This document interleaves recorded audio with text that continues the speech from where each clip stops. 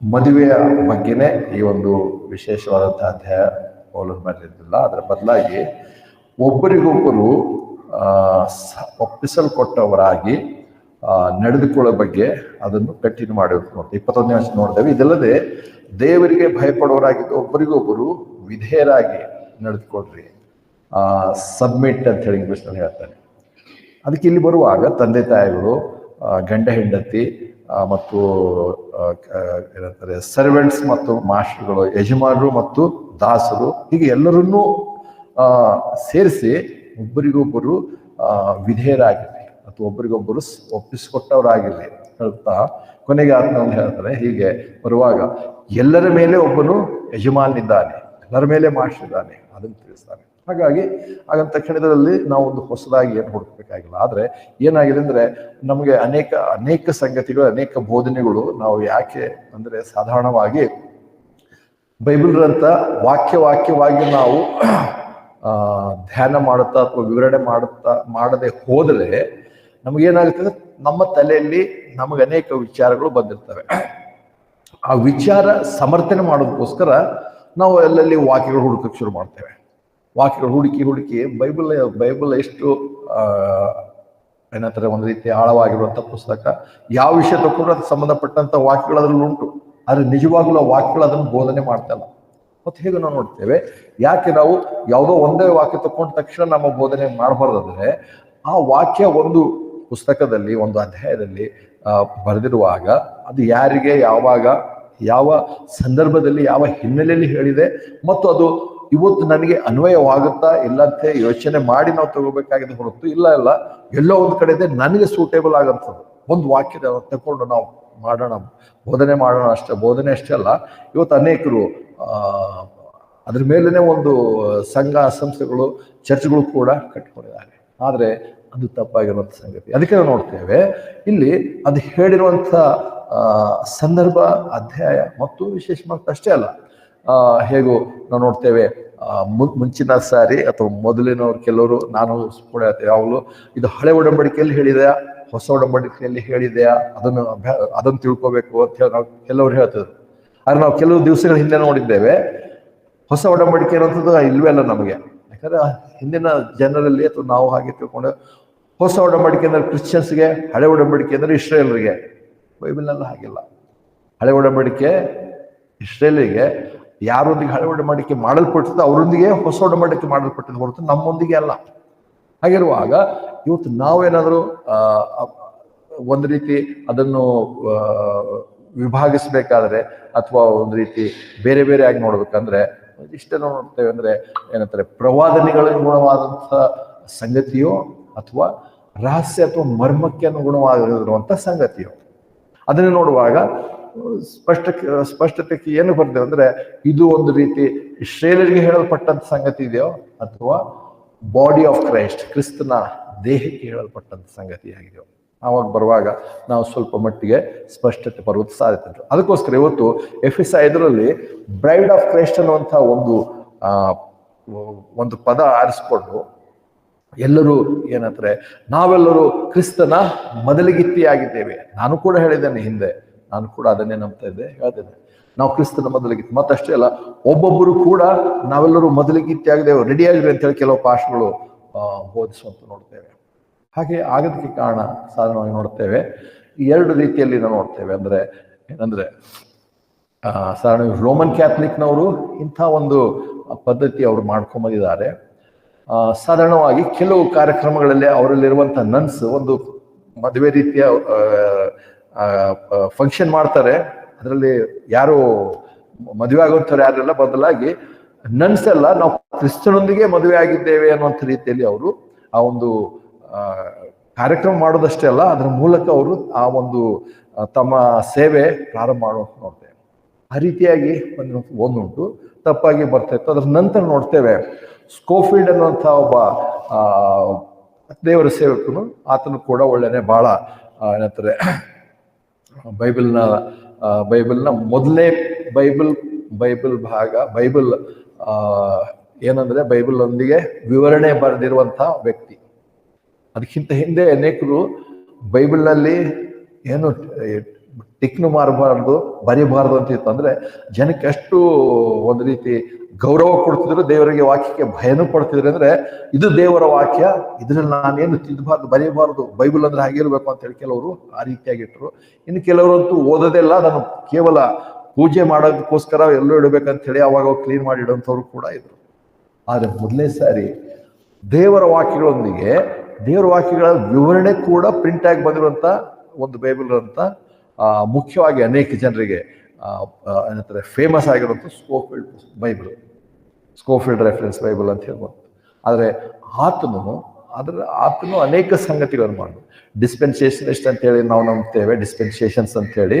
ಅದನ್ನು ಆತನು ಅಂದ್ರೆ ಅದಕ್ಕಿಂತ ಮುಂಚೆನೇ ಇದ್ರು ಜನರು, ಆದರೆ ಆತನು ಸ್ವಲ್ಪ ಅದಕ್ಕೇನು ಹೆಚ್ಚಿಗೆ ಒಂದು ರೀತಿ ಪ್ರಸಿದ್ಧಿ ಪಡಿಸಿದನು. ಆದರೆ ಪರಿಪೂರ್ಣನಾಗಿ ಮಾಡಲಿಲ್ಲ, ಅದಕ್ಕೆ ಕೆಲವು ಸಂಗತಿಗಳು ಮಾಡಿದ. ಆತನು ಮಾಡಿದಕ್ಕೋಸ್ಕರವೇ ನಮಗೆ ನೋಡ್ತೇವೆ ಕೆಲವು ದಿವಸಗಳನ್ನು ನೋಡಿದ್ರೆ ಗ್ಯಾಪ್ ಥಿಯರಿ, ಆದಿಕಾಂಡ ಅಥವಾ ಉತ್ಪತ್ತಿ ಜೆನೆಸಿಸ್ 1 ಮತ್ತು 2ನೇ ವಚನ ಮಧ್ಯದಲ್ಲಿ ಗ್ಯಾಪ್ ಇದೆ ಅಂತ ಕೂಡ ಆತನೇ ಮಾಡಿರುವಂಥದ್ದು. ಹೀಗೆ ಅನೇಕ ತಪ್ಪುಗಳಿಗೂ ಕೂಡ ಕಾರಣನಾಗಿದ್ದಾರೆ. ತಪ್ಪುಗಳ ಹೋಲಿಕೆ ಮಾಡಿದ್ರೆ ಉತ್ತಮವಾಗಿರುತ್ತದೆ ಬಹಳ ಇದೆ, ಅದರಲ್ಲಿ ಉತ್ತಮವಾಗಿರುತ್ತದೆ, ಬಹಳ ಚೆನ್ನಾಗಿ ಮಾಡಿದ್ದಾನೆ.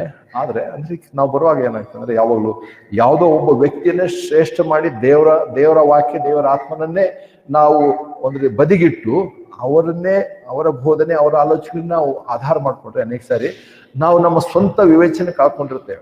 ನಿಜವಾಗ್ಲೂ ಈ ವಾಕ್ಯ ಹೀಗೆ ಹೇಳುತ್ತಾ ಅದನ್ನ ಬಿಡ್ತೇವೆ, ಹೀಗೆ ಹೇಳ್ತಾ ಇದಾರಲ್ಲ.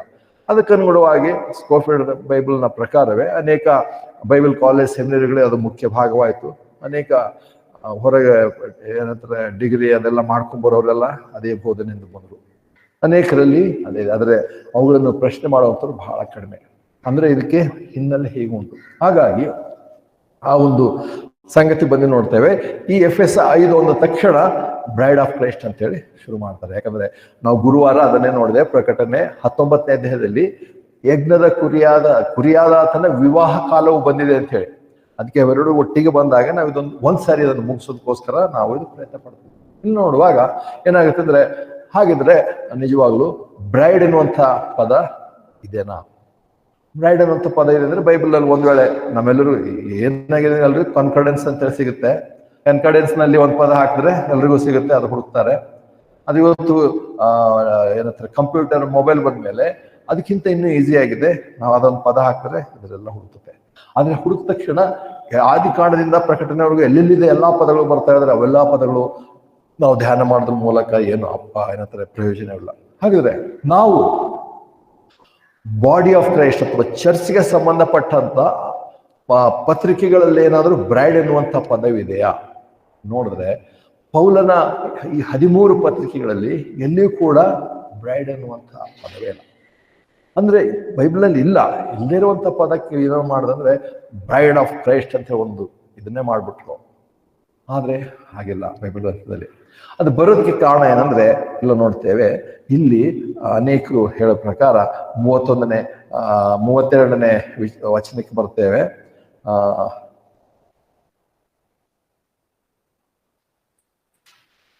29ನೇ ವಚನದಿಂದ FS 5:29ನೇ ವಚನದಿಂದ, ಯಾಕಂದ್ರೆ ಯಾರು ಎಂದು ಸ್ವಶರೀರವನ್ನು ಹಾಗೆ ಮಾಡಿದಿಲ್ಲ, ಆದರೆ ಅದನ್ನು ಪೋಷಿಸಿ ಸಂರಕ್ಷಿಸುವ ಪ್ರಕಾರ ಕರ್ತನು ಸಭೆಯನ್ನು ಪೋಷಿಸಿ ಸಂರಕ್ಷಿಸುವ ಆತನಾಗಿದ್ದಾನೆ.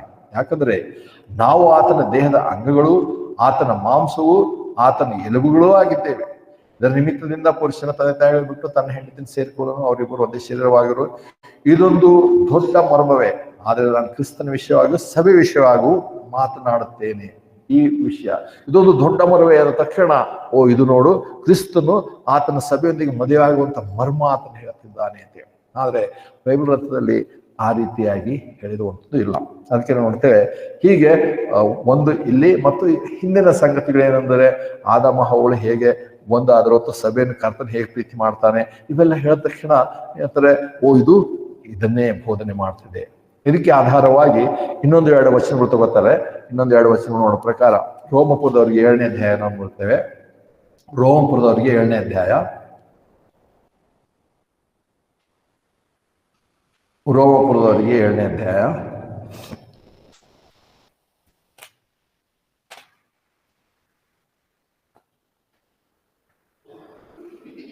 1ನೇ ವಚನ ಓದ್ಕೊಳ್ತೇವೆ. ರೋಮಪುರದವರಿಗೆ 7ನೇ ಅಧ್ಯಾಯ. ಸಹೋದರರೇ, ನ್ಯಾಯ ಪ್ರಮಾಣವನ್ನು ತಿಳಿದವರಿಗೆ ನಾನು ಹೇಳುವುದೇನೆಂದರೆ, ಒಬ್ಬ ಮನುಷ್ಯನು ಜೀವದಿಂದಿರುವ ತನಕ ಅವನ ಮೇಲೆ ನ್ಯಾಯ ಪ್ರಮಾಣವು ಪ್ರಭುತ್ವ ಮಾಡುತ್ತೆ ಎಂಬುದು ನಿಮಗೆ ಗೊತ್ತಿಲ್ಲವೇ? ಯಾಕಂದ್ರೆ ಗಂಡನಿರುವ ಸ್ತ್ರೀಯು ಅವನು ಬದುಕಿರುವ ತನಕ ನ್ಯಾಯ ಪ್ರಮಾಣದಿಂದ ತನ್ನ ಗಂಡನಿಗೆ ಕಟ್ಟಲ್ಪಟ್ಟಿದ್ದಾಳೆ. ಗಂಡನು ಸತ್ತರೆ ಆಕೆಯು ತನ್ನ ಗಂಡನ ನ್ಯಾಯ ಪ್ರಮಾಣದಿಂದ ಬಿಡುಗಡೆಯಾಗಿದ್ದಾಳೆ. ಹೀಗಿರಲಾಗಿ ಗಂಡನು ಜೀವದಿಂದಿರುವಾಗ ಆಕೆ ಬೇರೊಬ್ಬನನ್ನು ಮದುವೆ ಮಾಡಿಕೊಂಡ್ರೆ ವ್ಯಭಿಚಾರಣೆ ಎಂದು ಕರೆಯಲ್ಪಡುವುದು. ಗಂಡನು ಸತ್ತರೆ ಆ ನ್ಯಾಯ ಪ್ರಮಾಣದಿಂದ ಆಕೆಯು ಬಿಡುಗಡೆಯಾಗಿದ್ದಾಳೆ. ಹೀಗೆ ಆಕೆ ಮತ್ತೊಬ್ಬನನ್ನು ಮದುವೆ ಮಾಡಿಕೊಂಡರೂ ವ್ಯಭಿಚಾರಣೆ ಅಂತಾಳೆ. ಹಾಗೆ ನನ್ನ ಸಹೋದರರೇ, ನೀವು ಸಹ ಕ್ರಿಸ್ತನ ದೇಹದ ಮೂಲಕವಾಗಿ ನ್ಯಾಯ ಪ್ರಮಾಣದ ಪಾಲಿಗೆ ಸತ್ತಿರಿ, ದೇವರಿಗೆ ಫಲಿಸುವುದಕ್ಕಾಗಿ ಮತ್ತೊಬ್ಬನನ್ನು, ಅಂದರೆ ಸತ್ತು ಜೀವಿತನಾಗಿ ಎದ್ದಾತನನ್ನು ಸೇರಿಕೊಂಡಿದ್ದೀರಿ. ಯಾಕಂದರೆ ನಾವು ಶರೀರದಲ್ಲಿದ್ದಾಗ ಪಾಪಗಳ ಇಚ್ಛೆಗಳು ನ್ಯಾಯ ಪ್ರಮಾಣದಿಂದಲೇ ಮರಣಕ್ಕೆ ಫಲಿಸುವುದಾಗಿ ನಮ್ಮ ಅಂಗಗಳಲ್ಲಿ ಯತ್ನಿಸುತ್ತಿದ್ದವು. ಈಗಲಾದರೂ ನಮ್ಮನ್ನು ಹಿಡಿದುಕೊಂಡಿದ್ದ ನ್ಯಾಯ ಪ್ರಮಾಣದ ಪಾಲಿಗೆ ನಾವು ಸತ್ತ ಕಾರಣ ಆದ್ದರಿಂದ ವಿಮುಕ್ತರಾಗಿದ್ದೇವೆ. ಹೀಗೆ ನಾವು ಅಕ್ಷರಿಕವಾಗಿ ಹಳೆ ರೀತಿಯಲ್ಲಿ ಆತನನ್ನು ಸೇವಿಸದೆ ಆತ್ಮನಿಂದ ಹೊಸ ರೀತಿಯಲ್ಲಿಯೇ ಸೇವಿಸುತ್ತೇವೆ ಅಂತ ಹೇಳಿ ಇಲ್ಲಿ ನೋಡುವಾಗ ವಚನ ನೋಡ್ತೇವೆ. ಇನ್ನು ಇಂಗ್ಲಿಷ್ ನಲ್ಲಿ ಸ್ಪಷ್ಟವಾಗಿ ಹೇಳ್ತಾನೆ. ಅಂದ್ರೆ 4ನೇ ವಚನದಲ್ಲಿ, ಹಾಗೆ ನನ್ನ ಸಹೋದರರೇ, ನೀವು ಸಹ ಕ್ರಿಸ್ತನ ದೇಹದ ಮೂಲಕವಾಗಿ ನ್ಯಾಯ ಪ್ರಮಾಣದಲ್ಲಿ ಸತ್ತಿರಿ, ದೇವರಿಗೆ ಫಲಿಸುವುದಕ್ಕಾಗಿ ಮತ್ತೊಬ್ಬನು, ಅಂದರೆ ಸತ್ತು ಜೀವಿತನಾಗಿ ಎದ್ದಾತನನ್ನು ಮದುವೆ ಮಾಡಿಕೊಡ್ರಿ ಅನ್ನುವಂಥ ರೀತಿಯಲ್ಲಿ ಇಂಗ್ಲಿಷ್ ನಲ್ಲಿ ವಾಕ್ಯ ಹೇಳಿಬಿಡ್ತು. ಇಲ್ಲಿ ಸೇರಿಕೊಡ್ರಿ ಅಂತ ಹೇಳಿ. ಅದಕ್ಕೆ ಅನೇಕರು ಅಂದ್ರು, ಯಾರು ಹೊಸ ಒಡಂಬಡಿಕೆ ವಿಶ್ವಾಸಿಗಳಂದ್ರೆ ಯಾರು ಅಂದ್ರೆ, ಇವು ನಾವು ಕ್ರಿಸ್ತನಿಗೆ ಮದುವೆ ಆಗಿದ್ದೇವೆ, ಮದುವೆ ಆಗಿದ್ದೇವೆ ಅಂತ ಹೇಳಿದೆ, ಮುಂದೆ ಆಗ್ತೀರ ಅಂತ ಹೇಳ್ತಲ್ಲ. ಆದ್ರೆ ನಿಜವಾಗ್ಲು ಈ ವಾಕ್ಯ ಭಾಗ ನಾವು ಓದ್ತಾ ಹೋದ್ರೆ ಏನ್ ಹೇಳ್ತಾರೆ? 1ನೇ ವಾಕ್ಯ, ಸಹೋದರರೇ, ನ್ಯಾಯ ಪ್ರಮಾಣವನ್ನು ತಿಳಿದವರಿಗೆ ನಾನು ಹೇಳುವುದೇನೆಂದರೆ. ಇಲ್ಲಿ ನ್ಯಾಯ ಪ್ರಮಾಣದವ್ರು ತಿಳಿದವರಿಗೆ ಅಂದ್ರೆ, ನ್ಯಾಯ ಪ್ರಮಾಣ ಯಾರಿಗೆ ತಿಳಿದಿತ್ತು? ಅನ್ಯರಿಗೆ ನ್ಯಾಯ ಪ್ರಮಾಣ ಕೊಟ್ಟಿಲ್ಲ. ಧರ್ಮಶಾಸ್ತ್ರ, ಇನ್ನೊಂದು ಧರ್ಮಶಾಸ್ತ್ರ, ಲಾ, ಅದು ಯಾರಿಗೆ ಕೊಡಲ್ಪಟ್ಟಿತ್ತು? ಇಸ್ರಾಯೇಲಿಗೆ ವಾಗ್ದಾನ ಮಾಡಲ್ಪಟ್ಟಂತ ಜನಗಳಿಗೆ ಅದು ಕೊಡಲ್ಪಟ್ಟಿತ್ತು. ರೋಮಪುರದ ಪತ್ರಿಕೆಯಲ್ಲಿ ಪೌಲನು ಅದನ್ನೇ ಬರ್ಕೊಂಡ್ ಬರ್ತದೆ. ಕೆಲವು ಅಧ್ಯಾಯಗಳು ಇಸ್ರಾಯೇಲರಿಗೆ ಬರ್ತದೆ, ಇನ್ನು ಕೆಲವು ಅಧ್ಯಾಯಗಳು ಅನ್ಯರಿಗೆ ಬರ್ತದೆ. ಹೀಗೆ ಅದನ್ನು ಬರುವಾಗ ಹೇಳ್ತಾನೆ, ಹೀಗೆ ಹೆಚ್ಚು ಕಡಿಮೆ ಏನಿಲ್ಲ, ಎಲ್ಲರೂ ಪಾಪ ಮಾಡಿ ದೇವರ ಮಹಿಮೆಯನ್ನು ಹೋಗಿದ್ದಾರೆ. ಇಸ್ರಾಯೇಲರು ವಾಗ್ದಾನ ಮಾಡಲ್ಪಟ್ಟಂತ ಜನರಾಗಿದ್ದು, ದೇವರು ಆರಿಸಿಕೊಂಡಿರುವಂತ ಜನ ಆಗಿದ್ರು ಹೌದು. ಆದ್ರೆ ಅವರು ತಮ್ಮ ಕರೆವಿಕೆ ಅಂತ ಹೇಳೋದಕ್ಕಿಂತ ದೇವರಿಗೆ ಅವಿಧರಾಗಿ ಹೋದಾಗ ಅವರು ಕೂಡ ಸಾಮಾನ್ಯರಂತೆ ವಾಗ್ದಾನದಿಂದ ಹೊರಗೆ ಬಂದವರಾದ್ರು. ಅದಕ್ಕೆ ಆ ಒಂದು ವಿಚಾರ ತಿಳಿಸ್ತಾನೆ. 3:23 ಬರುವಾಗ, ಹೆಚ್ಚು ಕಡಿಮೆ ಏನಿಲ್ಲ, ಎಲ್ಲರೂ ಪಾಪ ಮಾಡಿ ದೇವರ ಮಹಿಮೆಯನ್ನು ಹೊಂದಿ ಹೋಗಿದ್ದಾರೆ. ಅಲ್ಲಿ ಆತನು ಇಸ್ರಾಯೇಲರಿಗೂ ವಾಗ್ದಾನ ಮಾಡಲ್ಪಟ್ಟಂತ ಜನಾಂಗಕ್ಕೂ ಮತ್ತು ಅಷ್ಟೇ ಅಲ್ಲ, ಸುನ್ನತಿ ಇದ್ದವರಿಗೂ ಮತ್ತು ಸುನ್ನತಿ ಇಲ್ಲದವರಿಗೂ, ವಾಗ್ದಾನ ಇಲ್ಲದೆ ಇರೋರಿಗೂ, ನ್ಯಾಯ ಪ್ರಮಾಣ ಅಥವಾ ಧರ್ಮಶಾಸ್ತ್ರ ಗೊತ್ತಿಲ್ಲದೆ ಇರುವಂಥವ್ರು ಎಲ್ಲರೂ ಹೆಚ್ಚು ಕಡಿಮೆ ಏನಿಲ್ಲ, ಎಲ್ಲರೂ ಪಾಪ ಮಾಡಿ ದೇವರ ಮಹಿಮೆಯನ್ನು ಕಳೆದುಕೊಂಡಿದ್ದಾರೆ. ಮತ್ತು ಇವತ್ತು ವಿಶೇಷವಾಗಿ ನೋಡುವಾಗ, ಇವತ್ತು ಇಸ್ರಾಯೇಲರು ದೇವರಿಂದ ತಿರಸ್ಕರಿಸಲ್ಪಟ್ಟಂತವರಾಗಿದ್ದಾರೆ. ಇನ್ನೂ ದೇವರ ಬಳಿಗೆ ಅವ್ರು ಬಂದಿಲ್ಲ. ಅದಕ್ಕೆ ಇವತ್ತು ಇಸ್ರಾಯೇಲನ್ನು ಪ್ರೀತಿಸ್ಬೇಕು, ಯೆರೂಸಲೇಮ್ ಪಟ್ಟಣ ಪ್ರೀತಿಸ್ಬೇಕು, ಹೋಲಿ ಲ್ಯಾಂಡ್ ಟ್ರಿಪ್ ಮಾಡ್ಬೇಕಿದ್ರಲ್ಲಿ ಯಾವ ಅರ್ಥವೂ ಇಲ್ಲ. ಇವತ್ತು ಇನ್ನೂ ದೇವರಿಂದ ತಿರಸ್ಕರಿಸಲ್ಪಟ್ಟಂತ ಜನವಾಗಿ ಅವರು ಇದ್ದಾರೆ. ದೇವರು ಹೇಳಿರುವಂತಹ ವಾಗ್ದಾನಗಳು ಇನ್ನೂ ಪರಿಪೂರ್ಣವಾಗಿಲ್ಲ. ಹೀಗಿರುವಾಗ ಇಲ್ಲಿ ಆತ್ಮ ಹೇಳ್ತಾನೆ, ನ್ಯಾಯ ಪ್ರಮಾಣವನ್ನು ತಿಳಿದವರಿಗೆ ಹೇಳ್ತಾರೆ. ಮೋಶೆ ಕಾನೂನು ಪ್ರಕಾರ ಅಲ್ಲಿ ಏನಾಗಿತ್ತಂದ್ರೆ, ಹೇಗೆ ಒಬ್ಬ ಸ್ತ್ರೀ ಇನ್ನೊಂದು ಮದುವೆ ಆಗೋದಕ್ಕೆ ಸಾಧ್ಯತೆ ಉಂಟು. ಮತ್ತು ಈ ಭಾಗ ತಗೊಂಡ ತಕ್ಷಣ ಅನೇಕರು ಡೈವರ್ಸ್ ಬಗ್ಗೆ, ಇವತ್ತು ಅನೇಕರಿಗೆ ಇರ್ತಲ್ಲ, ಕ್ರಿಶ್ಚಿಯನ್ಸ್ ಅಂದ್ರೆ ಡೈವರ್ಸ್ ತಗೋಬಾರ್ದ, ಈ ಅಧ್ಯಾಯ ತಗೊಂಡು ನೋಡಿಲ್ಲಿ ಪೌಲನು ಇದು ಬೋಧನೆ ಮಾಡ್ತಾರೆ. ಇಲ್ಲಿ ಪೌಲನು ಡೈವರ್ಸ್ ಬಗ್ಗೆ ಹೇಳ್ತಾ ಇಲ್ಲ. ಇಲ್ಲೇನು ಹೇಳ್ದ, ಒಂದ್ ವೇಳೆ ಗಂಡನ ಸತ್ತು ಹೋದ್ರೆ ಹೆಂಡತಿ ಫ್ರೀ ಆಗಿದ್ರೆ ಅದಕ್ಕೆ ಮದುವೆ ಆಗ್ಬೋದು ಅಂತ ಹೇಳಿ. ಹಾಗಂದ ತಕ್ಷಣ ಆತನ ಉದ್ದೇಶ, ಈ ಮೂಲ ಉದ್ದೇಶ ಅಧ್ಯಾಯದಲ್ಲಿ ಆತನು ಡೈವರ್ಸ್ ಬಗ್ಗೆ ಬರೀತಲ್ಲ. ಆತ ಬದಲಾಗಿ ನಾವು ಹೇಗೆ ಅದು, ಯಾಕಂದ್ರೆ ರೋಮ 6ರಲ್ಲಿ ಏನ್ ಹೇಳ್ತಾನೆ, ರೋಮಪುರದವ್ರಿಗೆ 6ನೇ ಅಧ್ಯಾಯ 4ನೇ ವಚನ ನೋಡ್ತೇವೆ. ರೋಮಪುರದವ್ರಿಗೆ 6ನೇ ಅಧ್ಯಾಯ 4ನೇ ವಚನ, ಹೀಗಿರಲಾಗಿ ನಾವು ಬಾಪ್ತಿಸ್ಮ ಮಾಡಿಸಿಕೊಂಡಾಗ ಆತನ ಮರಣದಲ್ಲಿ ಪಾಲುಗಾರರಾಗುವುದಕ್ಕೆ ಆತನೊಂದಿಗೆ ಹೂಣಲ್ಪಟ್ಟೆವು. ಮತ್ತು ಕ್ರಿಸ್ತನು ತಂದೆಯ ಮಹಿಮೆಯಿಂದ ಹೇಗೆ ಸತ್ತವಳಿಂದ ಎಬ್ಬಿಸಲ್ಪಟ್ಟನೋ ಹಾಗೆ ನಾವು ಕೂಡ ಜೀವದಿಂದಿದ್ದು ನೂತನ ಜೀವದಲ್ಲಿ ನಡೆದುಕೊಳ್ಳಬೇಕು. ನಾವು ಬಾಪ್ತಿಸ್ಮದಲ್ಲಿ ಬಾಪ್ತಿಸ್ಮ ಮಾಡಿಸ್ಕೊಂಡಾಗ ಆತನ ಮರಣದಲ್ಲಿ ಪಾಲುಗಾರ ಆಗೋದಕ್ಕೆ ಆತನ ಕೂಡಲ್ಪಟ್ಟು. ಇದು ಎಲ್ಲಿಯೂ ಹೇಗೂ ಈ ವಾಕ್ಯ ನೀರಿನ ಬ್ಯಾಪ್ಟಿಸ್ಮ್ ಬಗ್ಗೆ ಹೇಳ್ತಾ ಇಲ್ಲ, ನೀರಿನ ಬ್ಯಾಪ್ಟಿಸ್ಮ್ ಬಗ್ಗೆ ಹೇಳ್ತಾ ಇಲ್ಲ. ಆತ್ಮಿಕವಾದಂಥ ಸಂಗತಿ, ಆತ್ಮಿಕವಾಗಿ ಆತ್ಮ ಹೇಳ್ತಿದ್ದಾನೆ. ಅದಕ್ಕೆ ನೀರಿನ ಬ್ಯಾಪ್ಟಿಸ್ಮ್ ತಗೊಂಡು ಹಿಂಗೆ ಮಾಡ್ಬೇಕಾದ್ರೆ ಕ್ರಿಸ್ತನೊಂದಿಗೆ ಸತ್ತ ತಕ್ಷಣ ಕ್ರಿಸ್ತನು 3 ಹಗಲು 3 ರಾತ್ರಿ ಸಮಾಧಿಯೊಳಗಿದ್ದನು. ಬರೀ ಒಂದು ಸೆಕೆಂಡ್ ನೀರಲ್ಲಿ ಮುಳುಗಿದ ತಕ್ಷಣ ನೀವು ಸತ್ತವರಾಗಿದ್ದೀರಿ ಅಂತಂದ್ರೆ ಕ್ರಿಸ್ತನ ಬರೀ ಸಮಾಧಿಗೆ ಹೋದ ತಕ್ಷಣ ಹೊರಗೆ ಬಂದ. ಬರೀ ಆತ್ಮಿಕ ಅರ್ಥದಲ್ಲಿ ಅದನ್ನು ಹೇಳ್ತಿದ್ದಾನೆ. ನೀರಿನ ಬ್ಯಾಪ್ಟಿಸ್ಮ್ಗೋಸ್ಕರ ಈ ವಾಕ್ಯ ಹೇಳ್ತಾ ಇಲ್ಲ, ಮತ್ತು ಅದಕ್ಕೋಸ್ಕರ ಈ ವಾಕ್ಯ ನಾವು ಆಧಾರ ಮಾಡ್ಕೋಬೇಕಾಗಿಲ್ಲ. ಆದರೆ ನಿಜವಾಗಲೂ ನಾವು ರಕ್ಷಣೆ ಹೊಂದಿದ ಸಮಯದಲ್ಲಿ ಕರ್ತನನ್ನ ರಕ್ಷಕನೆಂಬುದಾಗಿ ನಂಬಿದ ಕ್ಷಣದಲ್ಲಿ ನಾನು ಪಾಪ ಮಾಡಿ ಏನಂತಾರೆ ಎಲ್ಲಿ ನೋಡ್ಬೇಕಪ್ಪ, ದೇವರ ಮಹಿಮೆಯನ್ನು ಹೊಂದದ ಹೋಗಿದ್ದೇನೆ, ನನ್ನ ಪಾಪಕ್ಕೆ ಶಿಕ್ಷೆ ದೇವರು ನೇಮಿಸಿದ್ದಾನೆ, ಆ ಒಂದು ಶಿಕ್ಷೆಯಿಂದ ನನ್ನ ಪಾಪದಿಂದ ಹೊರಗಡೆ ಬರೋದಕ್ಕೆ ನನ್ನಿಂದ ಸಾಧ್ಯವಿಲ್ಲ. ಆದರೆ ದೇವರ ಕುಮಾರನು ನನಗೋಸ್ಕರ ಹೊರಗೆ ಬರೋದಕ್ಕೆ ಆತನು ಏನಂತಾರೆ ಆ ಕಾರ್ಯವನ್ನು, ಒಂದು ತಂತ್ರವನ್ನು ರೂಪಿಸಿದ್ದಾನೆ. ಏನಂದ್ರೆ ನನ್ನ ಪಾಪಗಳನ್ನು ಆತುಕೊಂಡು ನನಗೆ ಬರ್ಲಿಕ್ಕಿರುವಂಥ ಶಿಕ್ಷೆಯನ್ನು ಆತುಕೊಂಡು ಹೊತ್ತುಕೊಂಡು ಆತನ ಯಜ್ಞವಾಗಿ ಸಮರ್ಪಿಸಲ್ಪಟ್ಟು ಸತ್ತು ಹೊಣಲ್ಪಟ್ಟು ಹಿಂಸಲ್ಪಟ್ಟಿದ ಶಿಕ್ಷೆಯನ್ನು ಆತನು ಹೊತ್ತುಕೊಂಡು ನನಗೆ ನಿವಾರಣೆಯನ್ನು ಕೊಟ್ಟಿದ್ದಾನೆ. ಆತನ ರಕ್ತವನ್ನು ಎಂದರೆ ಪಾಪ ಪರಿಹಾರಕ್ಕಾಗಿ ಆತನು ಸುರಿಸಿದ್ದಾನೆ. ಅದಕ್ಕೆ ಆ ಯೇಸುವನ್ನು ರಕ್ಷಕನೆಂಬುದಾಗಿ ನಂಬುವಾಗ, ಆ ಯೇಸುವನ್ನು ರಕ್ಷಕನಾಗಿ ಸ್ವೀಕರಿಸುವಾಗ ಇವೆಲ್ಲ ಕಾರ್ಯಗಳಾಗುತ್ತೆ. ಅಂದರೆ ನಾನು ಆತನಿಗೆ ಸತ್ತು ಹೂಣಲ್ಪಟ್ಟು ಎಬ್ಬಿಸಲ್ಪಟ್ಟಿದ್ದೇನೆ, ಕ್ರಿಸ್ತನೊಂದಿಗೆ ಸತ್ತು ಆತನಿಗೆ ಹೂಣಲ್ಪಟ್ಟು ಎಬ್ಬಿಸಲ್ಪಟ್ಟಿದ್ದೇನೆ. ಅದಕ್ಕೆ ಇಲ್ಲುವಾಗ ಏನಂದ್ರೆ ಆತನಿಗೆ ಸತ್ತು ಹೂಣಲ್ಪಟ್ಟು ಎಬ್ಬಿಸುವ ಪ್ರಕಾರವೇ ಹೇಳುವಂಥ ವಿಚಾರವನ್ನೇ ಇಲ್ಲಿ 2-3 ವಚನಗಳು 7ನೇದ ಅಂದ್ರೆ ಆ ಒಂದು ಆಲೋಚನೆ ಮುಂದುವರ್ಸ್ಕೊಂಡ್ ಬಂದಿದೆ. 7ನೇ ಅಧ್ಯಾಯದಲ್ಲಿ ಅದನ್ನೇ ಬರುವಾಗ ಆತ್ಮ ಅಂದ್ರೆ ಹೇಗೆ ಇಲ್ಲಿ ಒಂದು ರೀತಿ ನ್ಯಾಯ ಪ್ರಮಾಣ ಗೊತ್ತಿದ್ದವರಿಗೆ, ಇಸ್ರೇಲರಿಗೆ ಮುಖ್ಯವಾಗಿ ಹೇಳ್ತಾ ಇದ್ದಾನೆ. ಹಾಗಂತ ತಕ್ಷಣ ಬರೀ ಇಸ್ರೇಲರು ಯಹೂದ್ಯರು ಮಾತ್ರವೇ ಕ್ರಿಸ್ತನಿಗೆ ಹೂಣಲ್ಪಟ್ಟು ಸತ್ತು ಎಬ್ಬಿಸಲ್ಪಟ್ಟಿಲ್ಲ, ಆದರೆ ಅದನ್ನು ನಂಬುವಂತ ನಾವು ಕೂಡ ಅದಾಗಿದೆ. ಹಾಗಂತ ತಕ್ಷಣ ನಮಗೆಲ್ಲಿ ಇವತ್ತು ಕ್ರಿಶ್ಚಿಯನ್ ಅನ್ನೋಂಥವ್ರು ಹೇಗೆ ಡೈವರ್ಸು ಅಥವಾ ಆ ವಿಚಾರಗಳು ಈ ವಾಕ್ಯ ನಾವು ಹುಡುಕಕ್ಕೆ ಸಾಧ್ಯ ಇಲ್ವೇ ಇಲ್ಲ. ಇಲ್ಲಿ ಆತನು ನಾವು ಹೇಗೆ ಪಾಪದ ಪಾಲಿಗೆ ಸತ್ತು ಆತನಿಗೆ ಹೂಣಲ್ಪಟ್ಟು ಎಬ್ಬಿಸಲ್ಪಟ್ಟ ಮೇಲೆ ಆತನು ಮುಖ್ಯವಾಗಿ ಹೇಳ್ತಿದ್ದಾನೆ, ನೀವು ಇವಾಗ ಧರ್ಮಶಾಸ್ತ್ರಕ್ಕೆ ಅಧೀನರಲ್ಲ, ಧರ್ಮಶಾಸ್ತ್ರದಿಂದ ಹೊರಗೆ ಬಂದಿದ್ದಾರ. ಮತ್ತು ಧರ್ಮಶಾಸ್ತ್ರಕ್ಕೋಸ್ಕರವೇ ಯಾರು ಸತ್ತ ಮೇಲೆ ಆತನು ಸಮಾಧಿಯಲ್ಲಿ ಇರಲಿಲ್ಲ, ಆತನ ಎಬ್ಬಿಸಲ್ಪಟ್ಟು ಬಂದಿದ್ದಾನೆ. ಆತನೊಂದಿಗೆ ನೀವು ಸೇರಿದರೆ, ಆತನೊಂದಿಗೆ ಮದುವೆ ಆಗಿದ್ದೀರಾ, ನೀವು ಹಾಗೆ ಜೀವಿಸಿರಿ. ಮದುವೆ ಇನ್ನು ಮುಂದೆ ಆಗ್ತಿರಂತಲ್ಲ. ಆದ್ರೆ ಎಫೆಸ 5 ಪ್ರಕಾರ ಇದನ್ನು ಹಿಡ್ಕೊಂಡು ನೋಡು, ಅಲ್ಲಿ ಪೌಲನು ಮದುವೆ ಬಗ್ಗೆ ಹೇಳ್ತಾ ಇದ್ದಾನೆ. ಇಲ್ಲಿ ಡೈವರ್ಸ್ ಬಗ್ಗೆನೂ ಹೇಳ್ತಾ ಇಲ್ಲ, ಮದುವೆ ಬಗ್ಗೆನೂ ಹೇಳ್ತಿಲ್ಲ, ಆತ್ಮಿಕವಾಗಿ ಅನ್ವಯ ಮಾಡ್ತಿದ್ದಾನಷ್ಟೇ. ಹಾಗಾಗಿ ಆ ವಿಚಾರ ಅಲ್ಲ. ಅದಾದ ತಕ್ಷಣ ಇನ್ನೊಂದು ವಚನಕ್ಕೆ ಬರ್ತಾರೆ. 2 ಕೊರಿಂಥ 11ನೇ ಅಧ್ಯಾಯ 2ನೇ ವಚನ. 2 ಕೊರಿಂಥ 11ನೇ ಅಧ್ಯಾಯ 2ನೇ ವಚನ ಅಥವಾ 1ನೇ ವಚನದಿಂದ ನೋಡ್ಕೊಂಡು ಹೋಗೋಣ.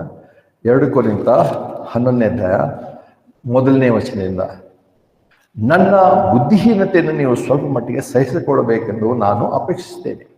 ನಿಜವಾಗಿಯೂ ನನ್ನನ್ನು ಸಹಿಸಿಕೊಡ್ರಿ. ಯಾಕಂದರೆ ದೈವಾಸಕ್ತಿಯಿಂದಲೇ ನಾನು ನಿಮ್ಮ ವಿಷಯದಲ್ಲಿ ಆಸಕ್ತನಾಗಿದ್ದೇನೆ. ನಿಮ್ಮನ್ನು ಕ್ರಿಸ್ತನೆಂಬ ಒಬ್ಬನೇ ಪುರುಷನಿಗೆ ಶುದ್ಧ ಕನ್ಯೆಯಾಗಿ ಒಪ್ಪಿಸಬೇಕೆಂದು ನಿಮ್ಮನ್ನು ಆತನಿಗೆ ನಿಶ್ಚಯ ಮಾಡಿದ್ದೇನಲ್ಲ.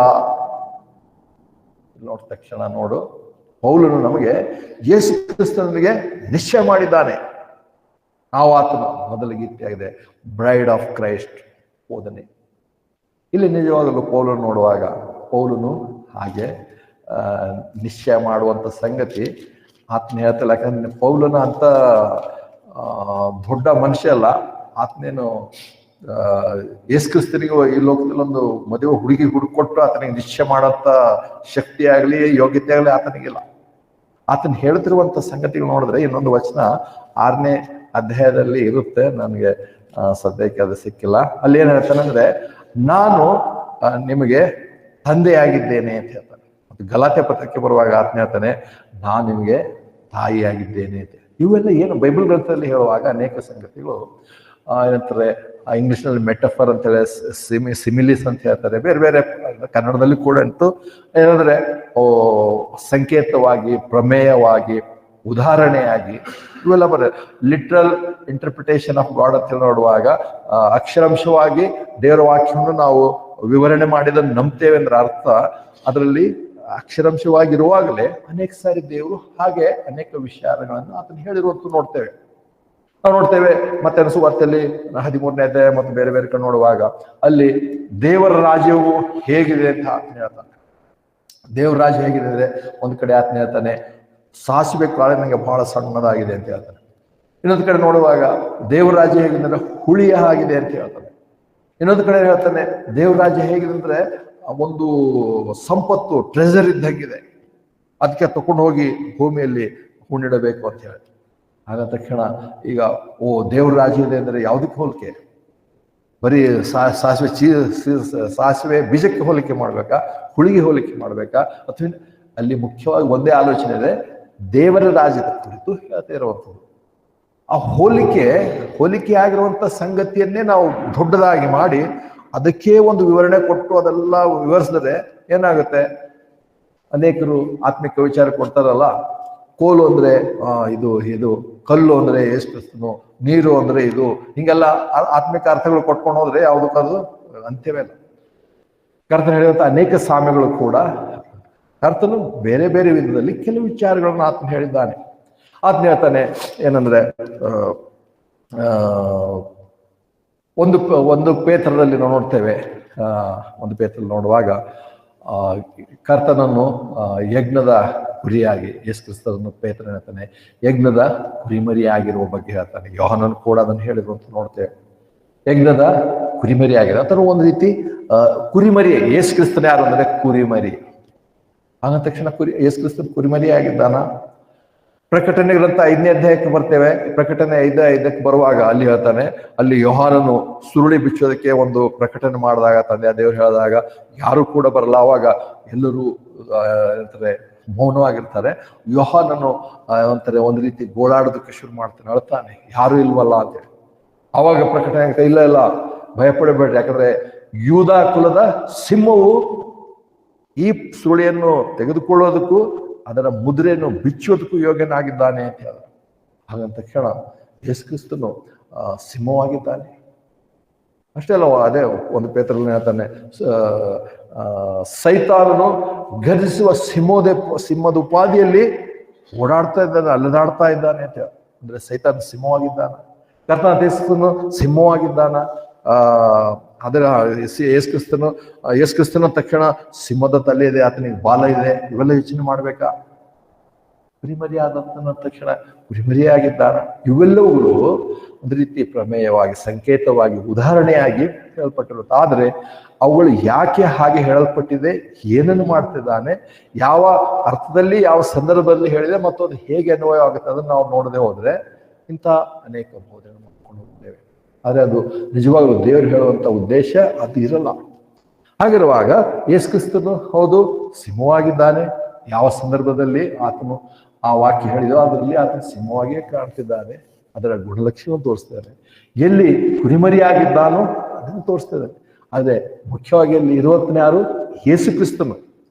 ಯೇಸು ಕ್ರಿಸ್ತನನ್ನು ತಿಳಿಯದೆ ನಾವು ಸಿಂಹದ ಬಗ್ಗೆ ಅಭ್ಯಾಸ, ಕುರಿಯ ಬಗ್ಗೆ ಅಭ್ಯಾಸ ಮಾಡ್ಕೊಂಡು ಹೋದ್ರೆ ಅದ್ರ ಬಗ್ಗೆ ನಾವು 4-5 ಪಾಯಿಂಟ್ ಬೋಧನೆ ಮಾಡ್ಕೊಂಡು ಹೋದ್ರೆ ಅದರ ಪ್ರಯೋಜನಗಳು ಏನಿಲ್ಲ. ಯಾಕಂದ್ರೆ ಒಂದು ಸಮಯ ಬರ್ತೇವೆ, ಒಂದು ಸಮಯ ಬರೋಷ್ಟೊತ್ತಿಗೆ ದಾವೀದನು ಗೊಲಿಯಾತನ ಬಗ್ಗೆ ಕೇಳಿ ಗೊಲಿಯಾತನ ಜೊತೆ ನಾನು ಹೋರಾಟ ಮಾಡ್ತೇನೆ, ಸಾಯಿಸ್ತೇನೆ ಅಂತ ಬಂದಾಗ ಸೌಲನು ಕೇಳ್ತಾನೆ, ಏನ್ ಎಕ್ಸ್ಪೀರಿಯನ್ಸ್ ಇದೆ ನಿನಗೆ, ಏನೇನ್ ಮಾಡ್ತೀಯ ಅಂತ ಹೇಳ್ತಾನೆ. ಏನೇನ್ ಮಾಡಿದ್ದಿ, ಹೇಗೆ ಅವನಿಗೆ ಸಾಯಿಸ್ತಿ? ಅವಾಗ ರಾಜನೇ, ನಾನು ಹೊಲದಲ್ಲಿದ್ದಾಗ ನನ್ನ ಕುರಿಗೆ ಸಿಂಹ ಬಂದು ಅಟ್ಯಾಕ್ ಮಾಡಕ್ ಬಂತು. ಅವಾಗ ನಾನು ಅದ್ರ ಬಾಯಿಂದ ಬಿಡಿಸಿದ್ದೇನೆ, ಹೊಡೆದಿದ್ದೇನೆ. ಏನು ಇಲ್ಲಿ ದಾವೀದನು ಸಿಂಹಕ್ಕೆ ಹೊಡಿತಾನೆ, ಯೇಸು ಕ್ರಿಸ್ತನು ಸಿಂಹವಾಗಿದ್ದಾನೆ, ಅಲ್ಲಿ ಮತ್ತೆ ಕುರಿನೂ ಅದ್ರ ಜೊತೆಲೇ ಇದ್ದೆ. ಅಂದ್ರೆ ಇವು ಒಂದಕ್ಕೊಂದು ಹೋಲಿಕೆ ಮಾಡ್ಕೊಂಡು ಬೈಬಲ್ ಗ್ರಂಥದಲ್ಲಿ ಹೋಲಿಕೆಗಳಲ್ಲೇ ಬಹಳ ಅರ್ಥ ಇಲ್ಲ. ಅವುಗಳನ್ನೇ ನಾವು ಆಧಾರ ಮಾಡ್ಕೋಬೇಕಾಗಿಲ್ಲ. ಹಾಗಾಗಿ ಇಲ್ಲಿ ನೋಡುವಾಗ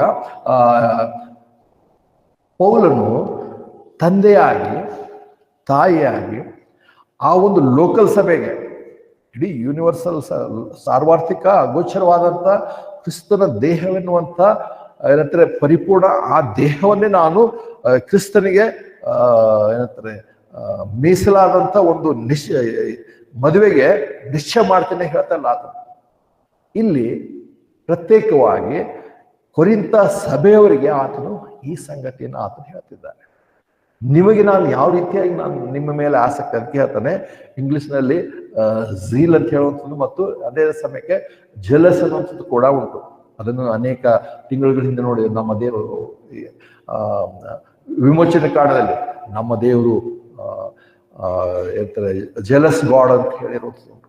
ಇಲ್ಲಿ ಪೌಲನು ತನ್ನ ಆ ಒಂದು ಕೊರಿಂಥ ಸಭೆ ಬಗ್ಗೆ ಅಂತ ಆಸಕ್ತಿ ಇದ್ದಾನೆ. ಅದಕ್ಕೆ ಆತನ ಹೇಳ್ತಿದ್ದಾನೆ 2ನೇ ವಚನದಲ್ಲಿ, ಯಾಕಂದ್ರೆ ದೈವಾಸಕ್ತಿಯಿಂದಲೇ ನಾನು ನಿಮ್ಮ ವಿಷಯದಲ್ಲಿ ಆಸಕ್ತನಾಗಿದ್ದೇನೆ. ಕನ್ನಡದಲ್ಲಿ ಅಷ್ಟೊಂದು ಬಲವಾಗಿ ಅರ್ಥ ಕೊಡುತ್ತಾ ಇಲ್ಲ, ಆದ್ರೆ ಇಂಗ್ಲಿಷ್ನಲ್ಲಿ ಅದು ಬಲವಾಗಿ ಅರ್ಥ ಕೊಡ್ತೇನೆ. ನಾನು ಹೇಗೆ ನಿಮ್ಮ ಬಗ್ಗೆ ಅಥವಾ ಸಾಧಾರಣ ವಿಷಯದಲ್ಲಿ ಹೇಳ್ಬೇಕಾದ್ರೆ ನಿಮ್ಮ ಬಗ್ಗೆ ನಾನು ಎಷ್ಟು ಹೊಟ್ಟೆ ಕಿಚ್ಚುಪಡ್ತೇನೆ ಅಂತ ರೀತಿಯಲ್ಲಿ ಅದರ ಅರ್ಥ ಇದೆ. ನಿಮ್ಮ ಬಗ್ಗೆ ನಾನು ಹೊಟ್ಟೆ ಕಿಚ್ಚುಪಡ್ತೇನೆ. ಇದು 2 ವಿಧದಲ್ಲಿ ಇದೆ. 2 ವಿಧದಲ್ಲಿ ನೋಡುವಾಗ ಅಂದ್ರೆ 2 ವಿಧದಲ್ಲಿ ನೋಡುವಾಗ ಈ ಕೊರಿಂಥ ಪತ್ರಿಕೆ ಬರೆಯುವಾಗ ನೋಡ್ತೇವೆ, ಸಾಧಾರಣವಾಗಿ ಪೌಲನ ಅಪೋಸ್ತಲತನವನ್ನೇ ಪ್ರಶ್ನಿಸ್ತಾ ಇರ್ತೇವೆ. ಪೌಲನ ಅಪೋಸ್ತಲವನ್ನೇ ಪ್ರಶ್ನೆ ಮಾಡುವಂತ ಒಂದು ಸಂದರ್ಭ ಇತ್ತು ಅವಾಗ. ಈತನೇನ್ ಪೌಲ? ಅದಕ್ಕೆ ನೋಡ್ತೇವೆ ನಾವು ಅಲ್ಲಿ ಪತ್ರಿಕೆಗಳು ನೋಡುವಾಗ, ನಾನು ಅಪೊಲ್ಲೋಸನವನು, ನಾನು ಪೌಲನವನು, ನಾನು ಇವರವನು, ಅವರವನು. ಅಲ್ಲಿ ನೋಡುವಾಗ ಅಪೋಸ್ತಲ ಅಂದ್ರೆ ಯಾರು? ಈತನೇ ಯಾವ ಅಪೋಸ್ತಲ? ನಮಗೆ 12 ಮಂದಿ ಅಪೋಸ್ತಲರಿದ್ದಾರೆ. ಅವರು ಕರ್ತನಾದ ಯೇಸು ಕ್ರಿಸ್ತನೇ ನೇಮಿಸಿರುವಂತವನು. ಈತನ ಇವಾಗ ಹೊಸದಾಗಿ ಬಂದು ಈತನ ಅಪೋಸ್ತಲ ಅಂತ ಹೇಳ್ತಾನ. ಈತನ ಅಪೋಸ್ತಲತನವನ್ನೇ ಪ್ರಶ್ನೆ ಮಾಡ್ತಿದ್ರು. ಪ್ರಶ್ನೆ ಮಾಡುವಂಥದ್ದು ಅದು ಒಂದು ಹಂತ ಅಥವಾ ಒಂದು ಸ್ಥಿತಿ ಅಂದ್ರೆ ಪೌಲನನ್ನು ಪ್ರಶ್ನೆ ಮಾಡ್ತಿದ್ರು. ಅವನ ಅಪೋಸ್ತಲನೇ ಒಂದು ಪ್ರಶ್ನೆಯ ಸ್ಥಿತಿಯಲ್ಲಿ ಹೇಳಿದಾಗ ನೋಡುವಾಗ ಆತನು ತನ್ನ ಅಪೋಸ್ತಲತನವನ್ನು ಅಲ್ಲಿ ಆತನು ಸಮರ್ಥಿಸ್ಕೊಳ್ಬೇಕು. ಅದಕ್ಕೆ ಆತನು 11ನೇ ವಚನ ಹೇಳ್ತಾನೆ, ನನ್ನ ಬುದ್ಧಿಹೀನತೆಯನ್ನು ನೀವು ಸ್ವಲ್ಪ ಮಟ್ಟಿಗೆ ಸಹಿಸಿಕೊಳ್ಬೇಕಂದ್ರೆ ನಾನು ಅಪೇಕ್ಷಿಸ್ತೇನೆ. ನಿಜವಾಗಿಯೂ ನನ್ನನ್ನು ಸಹಿಸಿಕೊಡ್ತೇನೆ. ಯಾಕೆ ಅಷ್ಟಿದ್ರೆ ಇದು ತನ್ನನ್ನು ತಾನು ಬೇಡ್ಕೊಳ್ತಾ ಇದ್ದಾನೆ. ಯಾಕಂದ್ರೆ ಆ ಸಂದರ್ಭದಲ್ಲಿ ಆ ಸಭೆ ಅಷ್ಟೇ ಅಲ್ಲ, ಎಲ್ಲಾ ಕಡೆಗಳು ಅಂತ ಒಂದು ಪರಿಸ್ಥಿತಿ ಇತ್ತು. ಅದನ್ನು ಅಪೊಸ್ತಲರ ಕೃತ್ಯ 15ನೇ ಅಧ್ಯಾಯಕ್ಕೆ ನೋಡ್ತೇವೆ. ಅಲ್ಲಿ ಏನೇನಾಯ್ತು, ಏನೇನಾಗಿದೆ, ಪೌಲನಿಗೆ ಹೇಗೆ ಎಲ್ಲರೂ ಸ್ವೀಕಾರ ಮಾಡಿ ಅಂತ 12 ಅಪೊಸ್ತಲರು ಹೇಳಿದ್ರು. ಅವೆಲ್ಲ ಸಂಗತಿಗಳಲ್ಲಿ ನಾವು ನೋಡ್ತೇವೆ. ಹಾಗೆ ಹೇಳಿದ್ರು ಕೂಡ ಅನೇಕರು ಸಿದ್ಧರಿರಲಿಲ್ಲ. ಅನೇಕರು ಅದನ್ನು ಒಪ್ಕೊಳಕ್ ಸಿದ್ಧರಿರಲಿಲ್ಲ. ಪೌಲನನ್ನು ಅಪೊಸ್ತಲ ಅಂತ ಹೇಳಿ ಹೇಳ್ಕೊಳಕ್ ಸಿದ್ಧರಿರಲಿಲ್ಲ. ಅದಕ್ಕೆ ಆತನು ನಾನು ಹೇಗೆ ಅಪೊಸ್ತಲ ಅನ್ನೋದು ಕೆಲವು ಸಾರಿ ಆತನು ನಾನು ಹೆಚ್ಚಿಸಿಕೊಂಡು ಹೇಳ್ತೇನೆ ಅಂತ ಹೇಳ್ತಾನೆ, ಹೆಮ್ಮೆ ಪಡ್ತೇನೆ ಅಂತ ಹೇಳ್ತಾನೆ. ಬೋಸ್ಟ್ ಅಂತ ಹೇಳಿ ಕನ್ನಡ ಇಂಗ್ಲಿಷಲ್ಲಿ ನೋಡ್ತೇವಲ್ಲ, ಹಾಗೆ ಹೇಳೋದು ನೋಡ್ತೇವೆ. ಯಾಕಂದ್ರೆ ನಾನೇನು ಬೇರೆ ಅಪೊಸ್ತಲಕ್ಕಿಂತ ಕಮ್ಮಿ ಇಲ್ಲ. ಅಂದ್ರೆ ಇಲ್ಲಿ ದೇವರ ಆತ್ಮನ ಬಿಟ್ಟು ತನ್ನನ್ನು ತಾನೇ ಸಮರ್ಥಿಸ್ಕೊಳ್ಳಿಲ್ಲ. ದೇವರ ಆತ್ಮನ ಮೂಲಕವೇ ಆತನ ಸಂಗತಿಗಳು ಹೇಳಿರುವಂಥದ್ದು ದೇವರ ವಾಕ್ಯದಲ್ಲಿ ಬರೆದಿರುವಂಥದ್ದು ನೋಡ್ತೇವೆ. ಹೀಗಿರುವಾಗ ಆತನು ತನ್ನ ಅಪೊಸ್ತಲರ ಬಗ್ಗೆ ಹೆಮ್ಮೆಯನ್ನು ಹೇಳ್ತಾನೆ. ಮತ್ತೆ 2ನೇ ವಿಚಾರಕ್ಕೆ ಬರುವಾಗ ಆತನು ಏನಂದ್ರೆ ತಾನು ಪ್ರೀತಿಸುವವರ ನಂಬಿಕೆ ಇತರರು ಬಂದು ಧ್ವಂಸ ಮಾಡ್ತಾರಲ್ಲ, ಹಾಳು ಮಾಡ್ತಾರಲ್ಲ, ಆ ಒಂದು ಕೋಪದಿಂದ ಹೊಟ್ಟೆ ಕಿಚ್ಚಿಬಿಟ್ಟು ನನ್ನ ಜನ ಹಾಳಾಗಬಾರ್ದು, ನಾನು ಸ್ಥಾಪಿಸಿದಂಥ ಸಭೆ ತಪ್ಪು ಬೋಧನೆಗೆ ಹೋಗಬಾರ್ದು. ಅದಕ್ಕೆ ಆತನು ಆ ಸಭೆಗೆ ಹೇಳಿದೆ, ನಾನು ನಿಮ್ಮನ್ನು ಹೀಗೆ ಪ್ರೀತಿಸಿ ನಾನು ಏನಂತಾನೆ ನಿಮ್ಮನ್ನು ಕ್ರಿಸ್ತನೆಂಬ ಒಬ್ಬನೇ ಪುರುಷನಿಗೆ ಶುದ್ಧ ಕನ್ಯೆಯಾಗಿ ಒಪ್ಪಿಸಬೇಕೆಂದು ನಿಮ್ಮನ್ನು ಆತನಿಗೆ ನಿಶ್ಚಯ ಮಾಡಿದನಲ್ಲ ಅಂತ. ಆ ತಕ್ಷಣ ಇಲ್ಲಿ ನೋಡುವ, ಹೌದು, ದೇವರು ಈ ವಾಕ್ಯ ಅಂದ್ರೆ ಇದರ ಹಿನ್ನೆಲೆ ಇದು ಉಂಟು. ಹೊರತು ನಾನು ಗಲಾತ್ಯ ಚರ್ಚ್, ಎಫೆಸ್ ಚರ್ಚ್, ಆ ಎಲ್ಲ ಚರ್ಚ್ ಎಲ್ಲರೂ ಇಂಡಿವಿಜುವಲ್ ಆಗಿ ನಾನು ಕರ್ತನಿಗೆ ನಿಶ್ಚಯ ಮಾಡ್ತೇನೆ ಅಂತ ಹೇಳ್ತಾನೆ. ಇಲ್ಲಿ ಕೊರಿಂಥ ಚರ್ಚ್ಗೆ ಆತನು ತನ್ನ ಒಂದು ಏನಂತಾರೆ ದೈವಾಸಕ್ತಿಯಿಂದ ಆತನ ಹೇಳ್ತಾನೆ, ನಾನು ನಿಮ್ಗೆ ಹೀಗೆ ಮಾಡಿದ್ರೆ ನೀವು ಸತ್ಯದಿಂದ ಹೋಗಬಾರ್ದು, ಸತ್ಯದಿಂದ ದೂರ ಹೋಗಬಾರ್ದು, ಸತ್ಯದಿಂದ ಹಿಂಜರಿಬಾರ್ದು, ಬೇರೆಯವ್ರ ಬಗ್ಗೆ ನೀವು ಹಾಳು ಮಾಡಬಾರ್ದು. ಅಂದ್ರೆ ಎಂಥ ದೈವಾಸಕ್ತಿ ಅಂದ್ರೆ ಹಳೆ ಒಡಂಬಡಿಕೆಯಲ್ಲಿ ವಿಮೋಚನದ ಕೂಡ ಜೆಲಸ್ ಗಾಡ್ ಅಂತ ಹೇಳುವಾಗ ಅನೇಕರು ಸಾಧಾರಣವಾಗಿ ಫಾರಿನ್ ಅಲ್ಲಿ ವಿನ್ನಿ ಓಫ್ರಾ ಏನಂತಿದ್ದಳು, ಅವಳ ಅನ್ಕೋತೇನೆ, ಅವಳು ನಾನು ಮೊದಲು ದೇವ್ರು ನಂಬ್ತಿದ್ದೆ, ಆದ್ರೆ ಬೈಬಲ್ ಅಲ್ಲಿ ಈ ವಾಕ್ಯ ನೋಡಿದ ತಕ್ಷಣ ದೇವ್ರೇನು ಹೊಟ್ಟೆ ಕಿಚ್ಚು ಪಡ್ತಾನ ಅಂತೇಳಿ ನಾನು ಅದಕ್ಕೆ ಅವತ್ತಿಂದ ದೇವ್ರು ನಂಬದ್ ಬಿಟ್ಟೆ ಅಂತ ಹೇಳ್ತಾರೆ. ಹಾಗೆ ಅಂದ್ರೆ ಇವರೆಲ್ಲ ಯಾರಾದ್ರೂ ಒಂದು ದೊಡ್ಡ ಹಿಂಬಾಲಕರು ಇರ್ತಾರೆ, ಫೇಮಸ್ ಆಗಿರ್ತಾರೆ. ಅನೇಕ ಅವಳ ಒಂದು ಹೇಳಿಕೆ ಎಷ್ಟೋ ಲಕ್ಷಾಂತರ ಜನ ನೋಡಿ ಅವ್ರ ಮೇಲೆ ಪ್ರಭಾವ ಬೀರುವಂತಿರುತ್ತೆ. ಅನೇಕ ಸಾರಿ ಸೈತಾನ ಅಂಥವ್ರನ್ನು ಉಪಯೋಗಿಸುವಂತ ನೋಡ್ತೇವೆ. ಆದ್ರೆ ಇಲ್ಲಿ ದೇವರು ನಾನು ಹೇಳ್ತಾರೆ, ಇಸ್ರೇಲರಿಗೆ ಹೇಳ್ತಾನೆ. ಇನ್ನೊಂದು ಈ ವಾರ ಅಲ್ಲ, ಮುಂದಿನ ವಾರದಲ್ಲಿ ನೋಡ್ತೇವೆ. ನಮ್ಮ ಸೃಷ್ಟಿಕರ್ತನು ನಮ್ಮ ವಿಶೇಷ ಇಸ್ರೇಲ್ ನೋಡುವಾಗ ನಿಮ್ಮ ಆತನ ಇಸ್ರೇಲ್ ಕೂಡ ಆತನ ಹೇಳ್ತಾನೆ, ನಾನು ನಿನ್ನ ತಂದೆಯಾಗಿದ್ದೇನೆ ಹೇಳ್ತಾನೆ, ತಾಯಿಯಾಗಿದ್ದೇನೆ ಅಂತ ಹೇಳ್ತಾನೆ. ಮತ್ತು ಅಷ್ಟೆಲ್ಲ ವಿಶೇಷವಾಗಿ ಇದಕ್ಕೆ ಸಂಬಂಧಪಟ್ಟ ಹಾಗೆ ನೋಡುವಾಗ ಗಂಡನಾಗಿದ್ದೇನೆ ಎಂಬುದಾಗಿ ಕೂಡ ಇಸ್ರೇಲರಿಗೆ ಹೇಳ್ತಾನೆ. ಹೇಳುವಾಗ ಆತನು ಹೇಳ್ತಾನೆ, ನಾನು ನಿಮ್ಮನ್ನು ಸೃಷ್ಟಿಸಿರುವ ಆತನು, ನಾನು ನಿಮ್ಮನ್ನು ಒಡಂಬಡಿಕೆ ಮಾಡಿಕೊಂಡಿರುವ ಆತನು, ನಾನು ನಿಮ್ಮ ಮೇಲೆ ಹೊಟ್ಟೆ ಕಿಚ್ಚು ಪಡಬಾರ್ದ. ಯಾವಾಗ ನನ್ನನ್ನು ಬಿಟ್ಟು ನೀವು ವಿಗ್ರಹಗಳನ್ನು ಬೇರೆ ಬೇರೆ ಸಂಗತಿಗಳನ್ನು ನೀವು ಆತುಕೊಳ್ಳುವಾಗ, ಆರಾಧನೆ ಮಾಡುವಾಗ ನಾನು ಹೊಟ್ಟೆ ಕಿಚ್ಚು ಪಡಬಾರ್ದ. ಖಂಡಿತವಾಗಲೂ ದೇವರಿಗೆ ಎಲ್ಲ ಆ ಒಂದು ಏನಂತಾರೆ ಶಕ್ತಿ ಉಂಟು ಆತನಿಗೆ.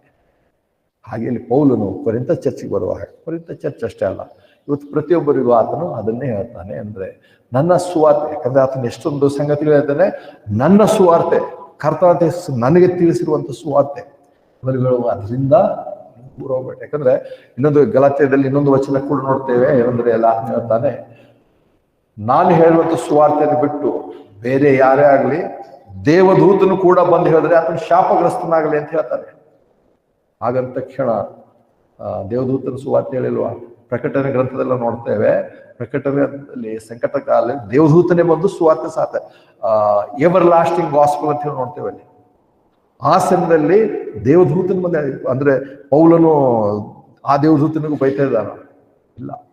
ಇಲ್ಲಿ ಆ ಸಭೆಯಲ್ಲಿ ಕೃಪೆ ಕಾಲದಲ್ಲಿ ಬಾಡಿ ಆಫ್ ಕ್ರೈಸ್ಟ್ಗೆ ಹೇಳುವಾಗ ರಹಸ್ಯವಾದಂತಹ ಸಂಗತಿ ಮರ್ಮವನ್ನು ಆತನು ಯೇಸು ಕ್ರಿಸ್ತನು ಪ್ರಕಟ ಮಾಡಿದಾಗ ಅದನ್ನು ಆತನು ತಿಳಿಸ್ತಿರುವಾಗ, ಈ ಸಮಯದಲ್ಲಿ ಮತ್ತು ವಿಶೇಷವಾಗಿ ಅಂತ ಹೇಳೋದಂದ್ರೆ ಜೊತೆಯಲ್ಲಿ ಇರುವಂಥವ್ರು ಯಾರಿದ್ರಂದ್ರೆ ಸುನ್ನತಿ ಇರುವಂತ ಅಪೊಸ್ತಲರು, ಸುನ್ನತಿಯರಿಗೆ ಸಾರುವಂತ ಸುವಾರ್ತೆ.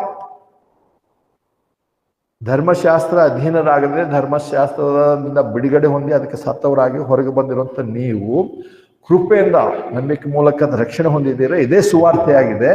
ಒಂದು ವೇಳೆ ಇದನ್ನು ಬಿಟ್ಟು ಯಾರೇ ಬಂದು ಹೇಳಿದ್ರು ಕೂಡ, ಯಾವ ಮನುಷ್ಯನಾಗಲಿ ದೇವದೂತನು ಬಂದು ಕೂಡ ಶಾಪಗ್ರಸ್ತನಾಗಲಿ ಅಂತ ಹೇಳ. ಅಂದ್ರೆ ಇಷ್ಟು ಮಟ್ಟಿಗೆ ಆತನು ಸಭೆ ಅದಕ್ಕೆ ನೋಡ್ತೇವೆ ಸಭೆಗಳಿಗೆ ಬರೆದಿರುವಂತ ಪತ್ರಿಕೆ. ರೋಮಪುರದಿಂದ ನೋಡ್ತೇವೆ, ಕೊನೆಗೆ ಫಿಲೋಮಿನವರೆಗೂ ಏನೋ ನೋಡ್ತೇವೆ, ಫಿಲೋಮಿನವರೆಗೂ ಪತ್ರಿಕೆಗಳು ಸಭೆಗೆ ಬರೆದಿರುವಂತ ಪತ್ರಿಕೆ. ಇಬ್ರಿಯ ಪತ್ರಿಕೆಯಿಂದ ಪ್ರಕಟಣೆ ಅಂತವರೆಗೂ ಇಬ್ರಿಯರಿಗೆ ಬರೆದ ಪತ್ರಿಕೆನೆ, ಯಾವ ಸಂದೇಹವಿಲ್ಲ. ಅವರಿಗೆ ಬರೆದಂಥ ಪತ್ರಿಕೆ. ಯಾವಾಗ ನಾವು ಅದರ ಅರ್ಥ ಮಾಡ್ಕೊಳ್ಳದೆ ಅವುಗಳನ್ನು ಮತ್ತು ಈ ಬೋಧನೆಗಳು ಮಿಕ್ಸ್ ಮಾಡುವಾಗ, ಓ ಪೌಲ ಹಿಂಗೆ ಹೇಳ್ತಾ ಕ್ಷಣ ಹೋಗೋದು, ಪೌಲ ಹಂಗೆ ಹೇಳಿದ್ರೆ ಮತ್ತೆ ಯಾಕೋ ಪತ್ರಿಕೆಯಲ್ಲಿ ಯಾಕೆ ಹೀಗೆ ಹೇಳಿದೆ, ಯಾಕೋಬನ ಯಾಕೆ ಹೇಳ್ತಾನೆ ಪ್ರಶ್ನೆ ಕೇಳೋದು, ಅದಕ್ಕೆ ವಾದ ವಿವಾದ ಮಾಡೋದು. ನಿಜವಾಗ್ಲೂ ಪ್ರಶ್ನೆ ಕೇಳೋದು, ವಾದ ಮಾಡೋದ್ರಲ್ಲಿ ನಿಜವಾಗ್ಲೂ ಅವರ ಸ್ವಂತ ನಿಲುವು ಏನಿರಲ್ಲ, ಆದರೆ ಬರೀ ವಾದ ಮಾಡೋದು. ನಾನು ಏನು ನಂಬಿದ್ದೇನೆ. ಇವತ್ತು ಬಹಳ ಒಳ್ಳೆ ಹಾಡು ಹಾಡಿದೆ, ಅಪಾರವಾದದ್ದು, ಏನಂದ್ರೆ ನಿನ್ನ ಪ್ರೀತಿಯ ಕಾರಣ ತಿಳಿಯೇನು. ನಾವು ರಕ್ಷಣೆ ಹೊಂದೋದಕ್ಕೆ ಕಾರಣನೇ ಗೊತ್ತಿಲ್ಲ, ಯಾಕೆ ದೇವರಿಷ್ಟು ಪ್ರೀತಿ ಮಾಡ್ತಾನೆ ಅಂತೇಳಿ. ಅಂತ ಪ್ರೀತಿ ಮಧ್ಯೆ ಬಂದು ಯಾಕೋ ಇಂಥ ಪತ್ರಿಕೆ ಹೇಳಿದ್ದೇನೆ, ಇಂಥ ವಚನ ಹೇಳಿದ್ದೇನೆ ಅಂದ್ರೆ ನಮ್ಗೆ ದೇವ್ರ ಪ್ರೀತಿ ಮಾಡೋಂಥ ಕಾರಣ ನಮ್ಗೆ ಗೊತ್ತಿಲ್ಲ. ದೇವರ ಪ್ರೀತಿ ಕೃಪೆ ಅಷ್ಟು ಅಮೂಲ್ಯವಾಗಿರುವಂಥದ್ದು. ಅದನ್ನು ತಗೊಂಡು ಬಂದು ಇನ್ನೊಂದು ವಾಕ್ಯ, ನೀನು ಹೀಗೆ ಮಾಡಿದ್ರೆ ಸುನ್ನತಿ ಅದಕ್ಕೆ ಪೌಲನು ಸ್ಪಷ್ಟಪಡ್ತಾನೆ. ಗಲಾತ್ಯ 4:4 ನೋಡ್ತೇವೆ. ಪೌಲನು ಸುನ್ನತಿ ಇಲ್ಲದವರಿಗೆ ಸುವಾರ್ತೆ ಸಾರ, ಪೇತ್ರನು ಸುನ್ನತಿ ಇರುವವರಿಗೆ ಸುವಾರ್ತೆಗೆ ಸಾರೋದಕ್ಕೆ ನೇಮಿಸಲ್ಪಟ್ಟಂಥವ್ರು. ಆ ಗಲಾತ್ಯದಲ್ಲಿ ಬಂದು ಜನರು ಅದು ಹೇಳಕ್ ಶುರು ಮಾಡಿದ್ರೆ ಅಂದ್ರೆ, ಓಹೋ ನೀವು ನಂಬಿದ ತಕ್ಷಣ ಸಾಕಾಗಲ್ಲ, ಸುನ್ನತಿನೇ ಆಗ್ಬೇಕು. ಏನಂದ್ರೆ ಈಗ ಯಾರೋ ತಂದೆ ತಾಯಿಗಳು ರಕ್ಷಣೆ ಹೊಂದಿದ್ರು, ಯಹೂದ್ಯ ತಂದೆ ತಾಯಿಗಳು ರಕ್ಷಣೆ ಹೊಂದ ಮೇಲೆ ಅವರು ಗಲಾತ್ಯ ಚರ್ಚೆಗೆ ಬಂದರು. ಅವ್ರಿಗೆ ಅವ್ರ ಮನೆಯಲ್ಲಿ ಅವರು ಅಕ್ಕಪಕ್ಕದವ್ರು ಅವ್ರು ಕೇಳಕ್ ಶುರು ಮಾಡ್ತಾರೆ, ಮತ್ತೆ ನಿಮ್ಗೆ ಮಗ ಹುಟ್ಟಿದಾನೆ, ಮತ್ತೆ ಏನು ನೀವು ಯಹೂದ್ಯರೇ ಅಲ್ಲ, ಮತ್ತೆ ಸುನ್ನತಿ ಮಾಡಿಸ್ಕೊಳ್ಳಲ್ವಾ? ಸುನ್ನತಿ ಬೇಕು, ಸುನ್ನತಿ ಆಗಲೇಬೇಕು. ಇಂಥ ಸಂಗತಿಗಳು ಬಂದಾಗ ಈ ಪ್ರಶ್ನೆ ಇದು ಅಲ್ಲಿತ್ತು. ಅದು ಪೌಲನ ಖಂಡಿಸಿದ, ಅದು ನಮ್ಗೆ ಅವಶ್ಯಕತೆ ಇಲ್ಲ. ಆದ್ರೆ ಇವತ್ತಿನ ಜನ ಏನು ಮಾಡ್ತಾರೆ, ಇವತ್ತು ಸುನ್ನತಿ ಇಲ್ಲ, ಆದ್ರೆ ಸುನ್ನತಿಗೆ ಹೋಲಿಕೆ ಆಗಿ ಏನಿದೆ, ದೀಕ್ಷಾ ಸ್ನಾನ ಇದೆ. ಸುನ್ನತಿ ಅಂದ್ರೆ ದೀಕ್ಷಾ ಸ್ನಾನ, ಆತ್ಮಿಕ ದೀಕ್ಷಾ ಸ್ನಾನ, ಈ ದೀಕ್ಷಾ ಸ್ನಾನ, ಆ ದೀಕ್ಷಾ ಸ್ನಾನ, ಇವೆಲ್ಲ ಹೇಗೆ ರಕ್ಷಣೆ ಹೊಂದಬೇಕಾದ್ರೆ ಮತ್ತೆ ಸುನ್ನತಿನೂ ಅವಶ್ಯಕತೆ ಅಂತ ಹೇಳಿದ ಹಾಗೆ ಇವತ್ತು ರಕ್ಷಣೆ ಹೊಂದೋದಕ್ಕೆ ಬ್ಯಾಪ್ಟಿಸಮ್ ದೀಕ್ಷಾ ಸ್ನಾನನೂ ಅವಶ್ಯಕತೆ ಅಂತ ಹೇಳಿದ್ರೆ ಮತ್ತೆ ಅದೇ ಕಾಲಕ್ಕೆ ಹಿಂದಕ್ಕೆ ಹೋಗ್ತದೆ. ಅದು ನಿಜವಾದಂಥ ಸುವಾರ್ತೆ ಅಲ್ಲ.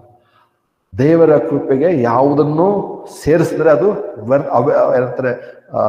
ವ್ಯರ್ಥ ಮಾಡ್ತೇವೆ ಅಂತ ಅಂತ ಸಂಗತಿಗೆ ನಾವು ಕೈ ಹಾಕಲೇಬಾರ್ದು.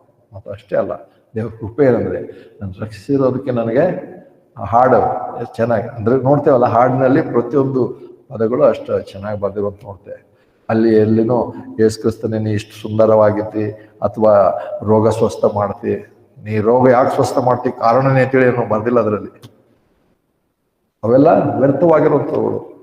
ದೇವರ ಕೃಪೆ ಕರುಣೆ ಅಂತ ಸಂಗತಿ ಬರಬೇಕು. ಪೌಲನು ಇಲ್ಲಿ ಕೊರಿಂಥದವರಿಗೆ ಅದನ್ನು ಹೇಳ್ತಾನೆ, ನಾನು ನಿಮ್ಮ ಬಗ್ಗೆ ಇಂಥ ದೈವಾಸಕ್ತಿ ಹೊಂದಿದ್ದೇನೆ, ಅದಕ್ಕೆ ನಾನು ಅದನ್ನು ಮಾಡ್ತಾರೆ. ಅದಕ್ಕೆ ಬರುವಾಗ ಬ್ರೈಡ್ ಅನ್ನೋಂಥದ್ದಿಲ್ಲ, ವರ್ಜಿನ್ ಅನ್ನೋಂಥ ಪದ ಇದೆ, ಹೌದು. ಇನ್ನೊಂದು ಕಡೆ ಮದುವೆ ಆಗೋದ್ರ ಬಗ್ಗೆ ಹೇಳಿದ್ದಾನೆ, ರೋಮಾಪುರ 7 ಮದುವೆ ಬಗ್ಗೆ ಹೇಳಿದ್ದಾನೆ. ಇಲ್ಲಿ ಬರುವಾಗ ಕನ್ಯೆ, ಶುದ್ಧ ಕನ್ಯೆ ಅಂತ ಹೇಳಿದಾನೆ. ಮತ್ತು ಅಷ್ಟೇ ಅಲ್ಲ, ಸಭೆಯನ್ನು ಶುದ್ಧ ಕನ್ಯವಾಗಿ ನಾನು ಸಮರ್ಪಿಸ್ಕೊಳ್ತೇನೆ ಅಂತ ಹೇಳಿ ಎಫೆಸ 5 ಹೇಳಿದ್ದೇನೆ. ಬ್ರೈಡ್ ಅನ್ನುವಂಥದ್ದೇ ಇಲ್ಲ. ಬ್ರೈಡ್ ತಗೊಂಡೋಗಿ ಕ್ರೈಸ್ಟ್ಗೆ ಹೇಗೆ ಹಾಕ್ತಾರೆ ಗೊತ್ತಿಲ್ಲ. ಓಕೆ, ಬ್ರೈಡ್ ಅಂತ ತಕ್ಷಣ ಬ್ರೈಡ್ ಇಲ್ಲ, ಬ್ರೈಡ್ ಗ್ರೂಮ್ ಅನ್ನುವಂಥ ಪದ ಏನಾದರೂ ಇದೆನಾ? ಅಷ್ಟೊಂದು ವಾಕ್ಯಗಳು ತಗೊಂಡು ಹೋಗಕ್ಕೆ ಟೈಮ್ ಆಗುತ್ತೆ. ಏನಂದ್ರೆ ಯೋಹಾನನ್ ಹೇಳ್ತಾನೆ, ಓ ನಾನಾದರೂ ಮೊದಲಿಂಗನ ಸ್ನೇಹಿತನಾಗಿದ್ದೇನೆ. ಯೇಸು ಕ್ರಿಸ್ತನ ಮೊದಲಿಂಗನು. ಬ್ರೈಡ್ ಗ್ರೂಮ್ ಅನ್ನೋಂಥ ಪದ ಬೈಬಲ್ನಲ್ಲಿದೆ.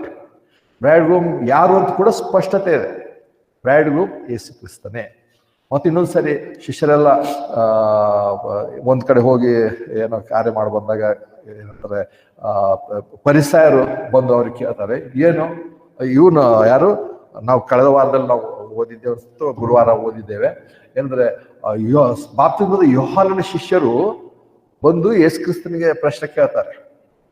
ಯೋಹಾನನ ಶಿಷ್ಯರು ಮತ್ತು ಪರಿಸಾಯರು ಅವ್ರು ಬಂದು ಹೇಳ್ತಾರೆ, ನಾವು ಮತ್ತು ಪರಿಸಾಯರು ನೋಡು, ನಾವು ಯಾವಾಗಲೂ ಉಪವಾಸ ಮಾಡ್ತೇವಲ್ಲ, ಮತ್ತೆ ನಿನ್ನ ಶಿಷ್ಯರು ಯಾಕೆ ಉಪವಾಸ ಮಾಡಲ್ಲ ಅಂತ ಕೇಳಿದ್ರು. ಅವಾಗ ಯೇಸು ಕ್ರಿಸ್ತನ ಹೇಳಿದ್ರೆ, ಮೊದಲಿಂಗನು ಅವರ ಜೊತೆ ಇರುವವರೆಗೂ ಅವರು ಉಪವಾಸ ಮಾಡೋದು ಬೇಕಾಗಿಲ್ಲ, ಮೊದಲಿಂಗನ ಅವರಿಂದ ಹೋದ ಮೇಲೆ ಅವ್ರು ಉಪವಾಸ ಮಾಡ್ತಾರೆ, ಹೌದು ಮಾಡೋದಿದೆ ಅಂತ ಹೇಳ. ಅಲ್ಲಿ ಕೂಡ ನೋಡ್ತೇವೆ, ಮೊದಲಿಂಗನು ಅನ್ನುವಂಥ ಪದ ಒಂದಿದೆ, ಒಬ್ಬನಿದ್ದಾನೆ, ಆತನ ಯಾರಿದ್ರೆ ಕರ್ತ ಅಂತ ಯೇಸು ಕ್ರಿಸ್ತನೇ. ಅದ್ರ ಬಗ್ಗೆ ಸ್ಪಷ್ಟತೆ ಹೋಗ್ದೋಯ್ತು. ಮೊದಲಿಂಗನಿದ್ದಾರೆ. ಬಾಪ್ತಿಸ್ಮದ ಯೋಹಾನ ಯಾರು ಏನಂತಾರೆ, ಬೆಸ್ಟ್ ಮ್ಯಾನ್. ಇವತ್ತೆಲ್ಲ ಮದುವೆಯಲ್ಲಿ ಬೆಸ್ಟ್ ಮ್ಯಾನ್ ಅಂತೆಲ್ಲ, ಅದೇ ನಾನಾದರೂ ಸ್ನೇಹಿತನಿದ್ದೇನೆ, ಮೊದಲಿಂಗನಿಗೆ ನಾನು ಸ್ನೇಹಿತ. ಮತ್ತು ನೋಡ್ತೇವೆ ಇಲ್ಲಿ ಸುಮಾರು ಅಂದ್ರೆ ಬರೀ ಅಪೋಸ್ತಲರಲ್ಲ, ಶಿಷ್ಯರ ಬಗ್ಗೆ ಮತ್ತಾಯ 20 ಬುದ್ಧಿವಂತ ಕನ್ನಿಕೆಯರ ಬಗ್ಗೆ, ಬುದ್ಧಿಹೀನರು ಮತ್ತು ಬುದ್ಧಿವಂತ ಕನ್ನಿಕೆಯರ ಬಗ್ಗೆ ನೋಡುವಾಗ ಶಿಷ್ಯರ ಬಗ್ಗೆ ಹೇಳ್ತಿರುವಂಥ ಸಂಗತಿ ನಾವು ಚರ್ಚಿಗೆ ಹೋಲಿಕೆ ಆಗಿಲ್ಲ. ಅದಕ್ಕೆ ಆ ವಾಕ್ಯ ತಕೊಂಡು ಅನೇಕರು ಮಲ್ಕೊಳ್ಬಾರ್ದು, ನಿದ್ದೆ ಮಾಡಬಾರ್ದು ಅಂತ ಹೇಳಿ ನಾವು ಯಾವ್ದು ಎಚ್ಚರವಾಗಿರ್ಬೇಕು, ಎಷ್ಟು ಬರೋಣ ಎದುರು ನೋಡ್ತಾನೆ ಇರಬೇಕು, ಹಂಗೆ ಹೇಳ್ತಾ ಇರ್ತಾರೆ ಜನಕ್ಕೆ ಮಾಡಕ್ಕೆ. ಅಲ್ಲಿ 10 ಮಂದಿ ಕೂಡ ಮಲಗಿದ್ರು ಮೊದ್ಲಿಂಗಿನ ತಡ ಆದಾಗ. ಅದಕ್ಕೆ ಯಾವಾಗ ಸಾರಣವಾಯ್ತೋ ಎದ್ರು, ಎತ್ತಗಡೆ ದೀಪ ನೋಡಿದ್ರೆ ಯಾರಲ್ಲಿ ಎಣ್ಣೆ ಎತ್ತೋ ಅವರು ಸರಿ ಮಾಡ್ಕೊಂಡಿದ್ರು, ಯಾರಿಗೆ ಎಣ್ಣೆ ಇರಲಿಲ್ಲ ಅವ್ರು ಎದ್ರೇನು ಮಲ್ಕೊಂಡಿದ್ರೇನು ಎಚ್ಚರನೇ ಇದ್ರು, ಏನು ಉಪಯೋಗ ಇಲ್ಲ. ಇವತ್ತು ಸತ್ಯವಾದಂಥ ಸುವಾರ್ತೆ ಸಾರಲ್ಲ, ಏನು ಮಾಡಲ್ಲ. ಎಲ್ಲರಿಗೆ ನೀವು ಎಚ್ಚರವಾಗಿ ಎಷ್ಟು ಬರೋಣ ಹೇಳ್ತಾರೆ, ಎಚ್ಚರವಾಗಿರ್ರಿ. ರಕ್ಷಣೆ ಹೊಂದುವಂಥ ಸುವಾರ್ತೆ ಅವ್ರಿಗೂ ಗೊತ್ತಿಲ್ಲ, ಆ ಸುವಾರ್ತೆ ಅವ್ರು ಹೇಳೋದಿಲ್ಲ, ಯಾವುದೋ ಒಂದು ಹೇಳೋದು. ನಾವು ನೋಡ್ತೇವೆ, ನಮ್ಮ ಇನ್ನೊಬ್ರು ಫೇಮಸ್ ಒಬ್ಬರು ಪಾಸ್ಟರ್ ನನಗೂ ವಿಡಿಯೋ ಕಳಿಸಿದ್ರು. ಮತ್ತೆ ಯೋಹಾನ 6ನೇ ಯಾರು ಕುಮಾರನ ನಂಬ್ತಾರೋ ಅವರು ಸತ್ತರು ಕೂಡ ಬದುಕ್ತಾರೆ, ಎಲ್ಲರಿಗೂ ಹೇಳು, ಯಾರ್ಯಾರು ನಂಬ್ತೀರಾ ಎಲ್ಲರೂ ಕೈ ಇದ್ರು. ಏನಂತ ನಂಬ್ತಾರೆ? ಯೇಸು ಕ್ರಿಸ್ತಿಗೆ ಇವತ್ತು ಎಲ್ಲರೂ ಏನೇನೋ ನಂಬ್ತಾ ಇದ್ದಾರೆ. ಯೇಸು ಕ್ರಿಸ್ತ ಯಾರು ಅಂದ್ರೆ ರೋಗ ಸ್ವಸ್ಥ ಮಾಡ್ತಾನೆ ಅಂತ ನಂಬೋರಿದ್ದಾರೆ, ಯೇಸು ಕ್ರಿಸ್ತ ಯಾರು ಅದ್ಭುತ ಮಾಡ್ತಾನೆ ಅಂತ ನಂಬೋರಿದ್ದಾರೆ. ಏನೋ ಒಂದು ವಾಕ್ಯ ಹೇಳಿದ ತಕ್ಷಣ ಎಲ್ಲರಿಗೂ ನಂಬ್ತೇವೆ ಅಂದ್ರೆ ಅವರಿಗೆ ಇಂಥ ಬೋಧನೆ ಮಾಡಿ ಅವರಿಗೆ ಸುಳ್ಳು ನಂಬಿಸಿ ಅವ್ರಿಗೆ ಪರಿಪೂರ್ಣ ನರಕಕ್ಕೆ ಕಳಿಸ್ತಾರೆ. ಅದಕ್ಕೆ ಇವರು ಕೂಡ ಕಾರಣರಾಗ್ತಾರೆ, ಮುಖ್ಯವಾದಂಥ ಕಾರಣ. ಯಾಕಂದ್ರೆ ಇಲ್ಲದೆ ಇರೋರಿಗೆ ನೀವು ಆಯ್ತು, ಇವತ್ತು ನೀವು ನಂಬಿದರೆ ರಕ್ಷಣೆ ಹೊಂದಿದ್ರೆ ಆಯ್ತು, ನೀವು ಇವಾಗೆಲ್ಲ ಹೋಗ್ತೀರಾ, ನೀವು ಸತ್ತರು ಕೂಡ ನೀವು ಬದುಕ್ತಾ ಇರೋಂಥ ನಂಬೋರು ಸಾಯೋದಿಲ್ಲ. ಹೇಳಿದ ತಕ್ಷಣ ಅವತ್ತಿಂದ ಅವ್ರು ಮತ್ತೆ ಯಾರು ಸುವಾರ್ತೆ ಹೇಳಿದ್ರು ನಂಬಲ್ಲ. ಯಾಕಂದ್ರೆ ಅವತ್ತು ಪಾಠ ಹೇಳಿದ್ರು ನಾವು ಕೈ ಎತ್ತಿದ್ದೇವೆ, ಅವತ್ತು ನಂಬಿದ್ದೇವೆ. ಏನು ನಂಬಿದ್ದೇವೆ ಗೊತ್ತಿಲ್ಲ. ಹಾಗೆ ಈ ಒಂದು ವಿಚಾರ ಬಂದಾಗ ನೋಡ್ತೇವೆ, ಪೌಲನು ಅಂತ ಸಂಗತಿಗಳಿಂದ ದೂರಕ್ಕೋಸ್ಕರ ಇದ್ದನು. ಏನಂದ್ರೆ ಅತ್ಯಾಸಕ್ತಿಯಿಂದ ನಾನು ಈ ಸಭೆ ಬಗ್ಗೆ ಹೇಳ್ತೇನೆ. ಅಂದ್ರೆ ನೋಡುವಾಗ ಬ್ರೈಡ್ಗೂ ಸ್ಪಷ್ಟತೆ ಇದೆ. ಬ್ರೈಡ್ಗೂ ಸ್ಪಷ್ಟತೆ ಇದ್ದ ಮೇಲೆ ಪ್ರಕಟಣೆ 19ನೇ ಅಧ್ಯಾಯಕ್ಕೆ ಬರ್ತೇವೆ. ಪ್ರಕಟಣೆ 19ನೇ ಅಧ್ಯಾಯ, ಪ್ರಕಟಣೆ 19ನೇ ಅಧ್ಯಾಯ. ಅಲ್ಲಿ ಬರುವಾಗ ಮದುವೆ ಬಗ್ಗೆ ಹೇಳ್ತಾನೆ. ಸಂತೋಷ ಪಡೋಣ, ಹರ್ಷಗೊಳ್ಳೋಣ, ಆತನನ್ನು ಘನಪಡಿಸೋಣ, ಯಾಕಂದ್ರೆ ಕುರಿಮರಿಯಾದ ಆತನ ವಿವಾಹವು ಬಂತು, ಆತನಿಗೆ ವಿವಾಹವಾಗುವ ಕನ್ಯೆಯು ತನ್ನನ್ನು ಸಿದ್ಧ ಮಾಡಿಕೊಂಡಿದ್ದಾಳೆ ಎಂದು ಹೇಳಿತು.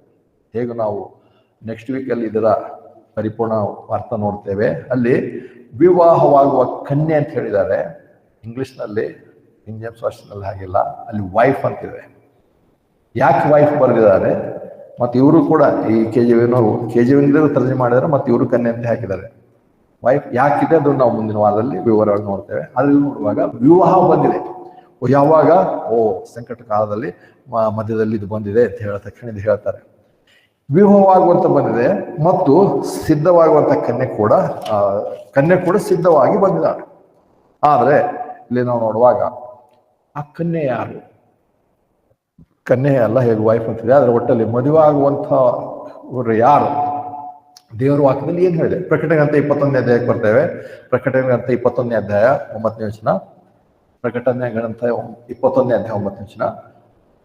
ಕಡೆ 7 ಉಪದ್ರವಗಳಿಂದ ತುಂಬಿದ 7 ಪಾತ್ರೆಗಳು ಹಿಡಿದಿದ್ದ 7 ಮಂದಿ ದೂತರಲ್ಲಿ ಒಬ್ಬನು ಬಂದು ನನ್ನ ಸಂಗಡ ಮಾತನಾಡುತ್ತಾ, ಇಲ್ಲಿಗೆ ಬಾ, ಕುರಿಮರಿಯಾದ ಆತನಿಗೆ ಹೆಂಡತಿಯಾಗತಕ್ಕ ಮೊದಲಿಗಿತ್ತಿನ ನಿನಗೆ ತೋರಿಸುವೆನು ಎಂದು ಹೇಳಿದನು. ಇಲ್ಲಿವರೆಗೂ ಬ್ರೈಡ್ ಆಫ್ ಕ್ರೈಸ್ಟ್ ಇಲ್ವೇ ಅಲ್ಲ. ವೈಫ್ ಆಫ್ ಲ್ಯಾಂಬ್ಸ್ ವೈಫ್ ಅಂತ ಹೇಳ್ತಾನೆ ಇಂಗ್ಲಿಷ್. ಕುರಿಮರಿಯಾದ ಆತನ ಹೆಂಡತಿ ಯಾರನ್ನ ತೋರಿಸ್ತಾನೆ, ಕರ್ಕೊಂಡ್ಬರ್ತಾನೆ. 10ನೇ ವಚನ ಇರುತ್ತೆ. ಮತ್ತು ಅವನು ಆತ್ಮದಲ್ಲಿ ನನ್ನನ್ನು ಎತ್ತರವಾದ ದೊಡ್ಡ ಬೆಟ್ಟಕ್ಕೆ ಎತ್ಕೊಂಡು ಹೋಗಿ ಸ್ವರ್ಗದೊಳಗಿನಿಂದ ಪರಿಶುದ್ಧವಾದ ಯೆರೂಸಲೇಮ್ ಎಂಬ ಆ ದೊಡ್ಡ ಪಟ್ಟಣವು ದೇವರ ಕಡೆಯಿಂದ ಇಳಿದು ಬರುವುದು ನನಗೆ ತೋರಿಸಿದನು. ಇಲ್ಲಿ ವಿವಾಹ ಆಗುವಂತ ಕನ್ಯೆ ಆಗಲಿ ಅಥವಾ ಸ್ತ್ರೀ ಆಗಲಿ ಯಾರಿದೆ? ಯಾವ ಸಭೆನೂ ಅಲ್ಲ.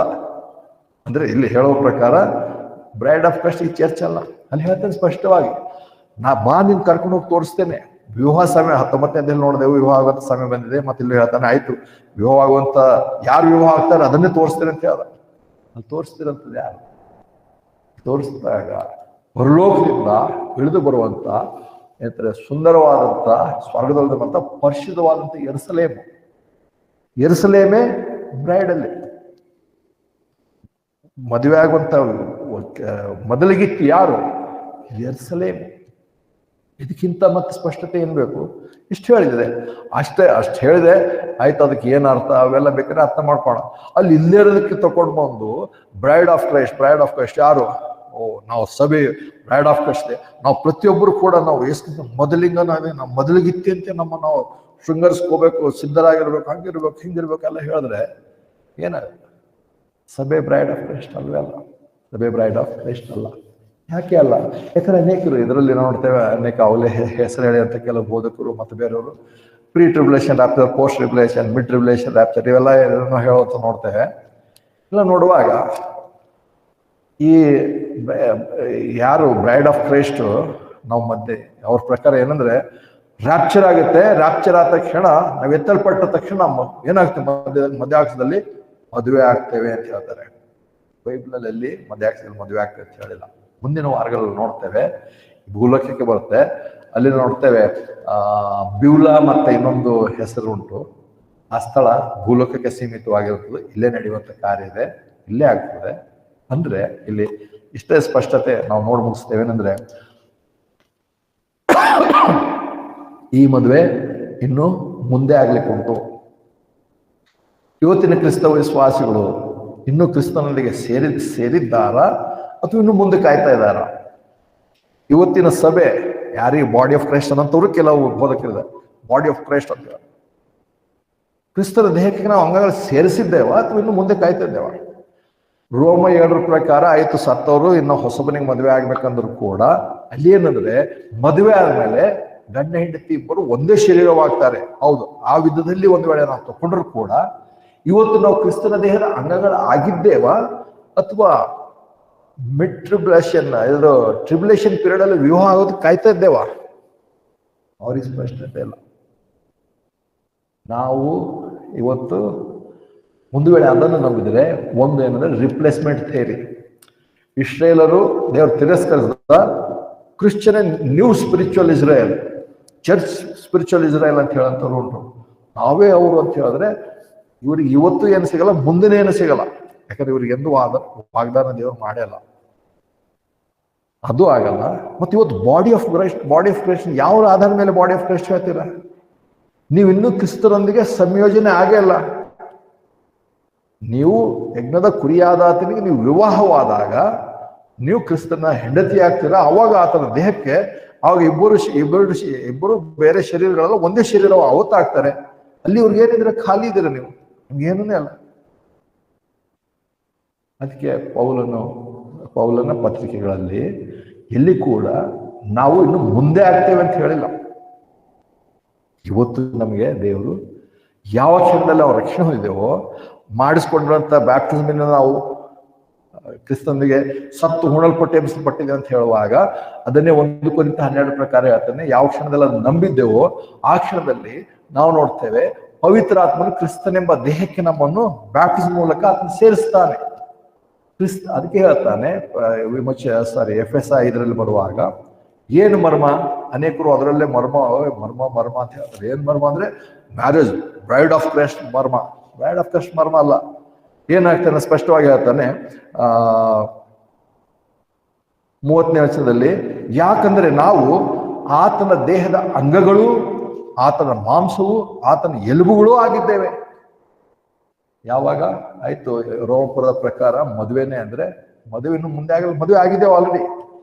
ಕ್ರಿಸ್ತನಿಗೆ ಸಭೆ ಮದುವೆ ಆಗಿದೆ ಆಲ್ರೆಡಿ. ಮದುವೆ ಆಗಿರೋದಕ್ಕೋಸ್ಕರವೇ ಇನ್ನು ಮುಂದೆ ಗಂಡ ಹೆಂಡತಿ 2 ಶರೀರ ಒಂದೇ ಶರೀರವಾಗಿರೋದ್ರಿಂದ ಇವತ್ತು ಕ್ರಿಸ್ತರ ದೇಹದ ನಾವು ಹೇಳ್ತಾನೆ ಸ್ಪಷ್ಟವಾಗಿ ಏನಂದ್ರೆ ಆತನ ದೇಹದ ಅಂಗಗಳು, ಆತನ ಮಾಂಸ, ಆತನ ಎಲುಬುಗಳು ಆಗಿದ್ದೇವೆ. ಇಲ್ಲ ಇದು ಇವಾಗೇ ಆಗಿಲ್ಲ, ಇನ್ನೂ ಮುಂದೆ ಆಗ್ತದೆ. ಮತ್ತೆ ಇವತ್ತೇನಾಗಿದ್ದಾರೆ? ಇವತ್ತೇನೇ ಆಗಿಲ್ಲ. ಮತ್ತೆ ಸುಮ್ಮನೆ ಹಂಗೆ ಗಾಳಿಯಲ್ಲೇ ಪ್ರೇಯರ್ ಮಾಡೋದು, ಅದೇ ನಂಬ್ತೇವೆ ಇದು ನಂಬ್ತೇವೆ ಅಂದ್ರೆ ನಾವು ಇನ್ನು ಮುಂದೆ ಆಗ್ಲಿಕ್ಕಿಲ್ಲ. ಆಲ್ರೆಡಿ ನಾವು ಇವತ್ತು ಆಗಿದ್ದೇವೆ. ಕ್ರಿಸ್ತನೊಂದಿಗೆ ನಾವು ಆಲ್ರೆಡಿ ನಾವು ಕ್ರಿಸ್ತನ ದೇಹದಲ್ಲಿ ನಾವು ಆಲ್ರೆಡಿ ಆತನ ದೇಹವಾಗಿದ್ದೇವೆ. ಮತ್ತೆ ಆತನ ದೇಹ ತಕೊಂಡ್ಬಂದು ಮತ್ತೆ ಮುಂದೆ ಮದುವೆ ಮಾಡ್ತಾನ? ದೇಹಕ್ಕೆ ತಗೊಂಡು ಹೇಗೆ ಮದುವೆ ಮಾಡ್ತಾನೆ? ಅದು ಯೆರೂಸಲೇಮ್ ಅಂದ್ರೆ ಏನಿದೆ ಅದರ ಅರ್ಥ ನಾವು ಮುಂದಿನ ವಾರದಲ್ಲಿ ನೋಡ್ತೀವಿ. ಆದ್ರೆ ಇವತ್ತು ನಮ್ಗೆ ದೇವರು ಅದಕ್ಕಿಂತ ಹೆಚ್ಚಾದಂತ ಏನಂತಾರೆ ಮಹಿಮಾ ಪದವಿಯನ್ನು ಕ್ರಿಸ್ತನ ದೇಹದ ಅಂಗಾಂಗಗಳಿಗೆ ಕೊಟ್ಟಿದ್ದಾನೆ. ಕ್ರಿಸ್ತನ ದೇಹಕ್ಕೆ ಅದಕ್ಕಿಂತ ಹೆಚ್ಚಾದಂತ ಆಶೀರ್ವಾದ ಕೊಟ್ಟಿದ್ದಾನೆ. ಅದಕ್ಕೋಸ್ಕರ ಆತ್ಮ ಹೇಳ್ತಾನೆ 1 ಕೊರಿಂಥ ಎಫೆಸ 1:3 ನಾವು ನೋಡಿದ್ದೇವೆ ಏನಂದ್ರೆ, ಆದ್ರಿಂದ ಕರ್ತನು ನಮ್ಮನ್ನು 3ನೇ ವಚನ ನೋಡ್ತೇವೆ. ಎಫೆಸ 1:3 ನಮ್ಮ ಕರ್ತನಾದ ಯೇಸು ಕ್ರಿಸ್ತನ ದೇವರು ತಂದೆಯಾಗಿರುವ ಆತನಿಗೆ ಸ್ತೋತ್ರ. ಆತನು ಸ್ವರ್ಗದಲ್ಲಿನ ಸಕಲ ಆತ್ಮೀಯ ಆಶೀರ್ವಾದಗಳನ್ನು ನಮಗೆ ಕ್ರಿಸ್ತನಲ್ಲಿ ಅನುಗ್ರಹಿಸಿದ್ದಾನೆ.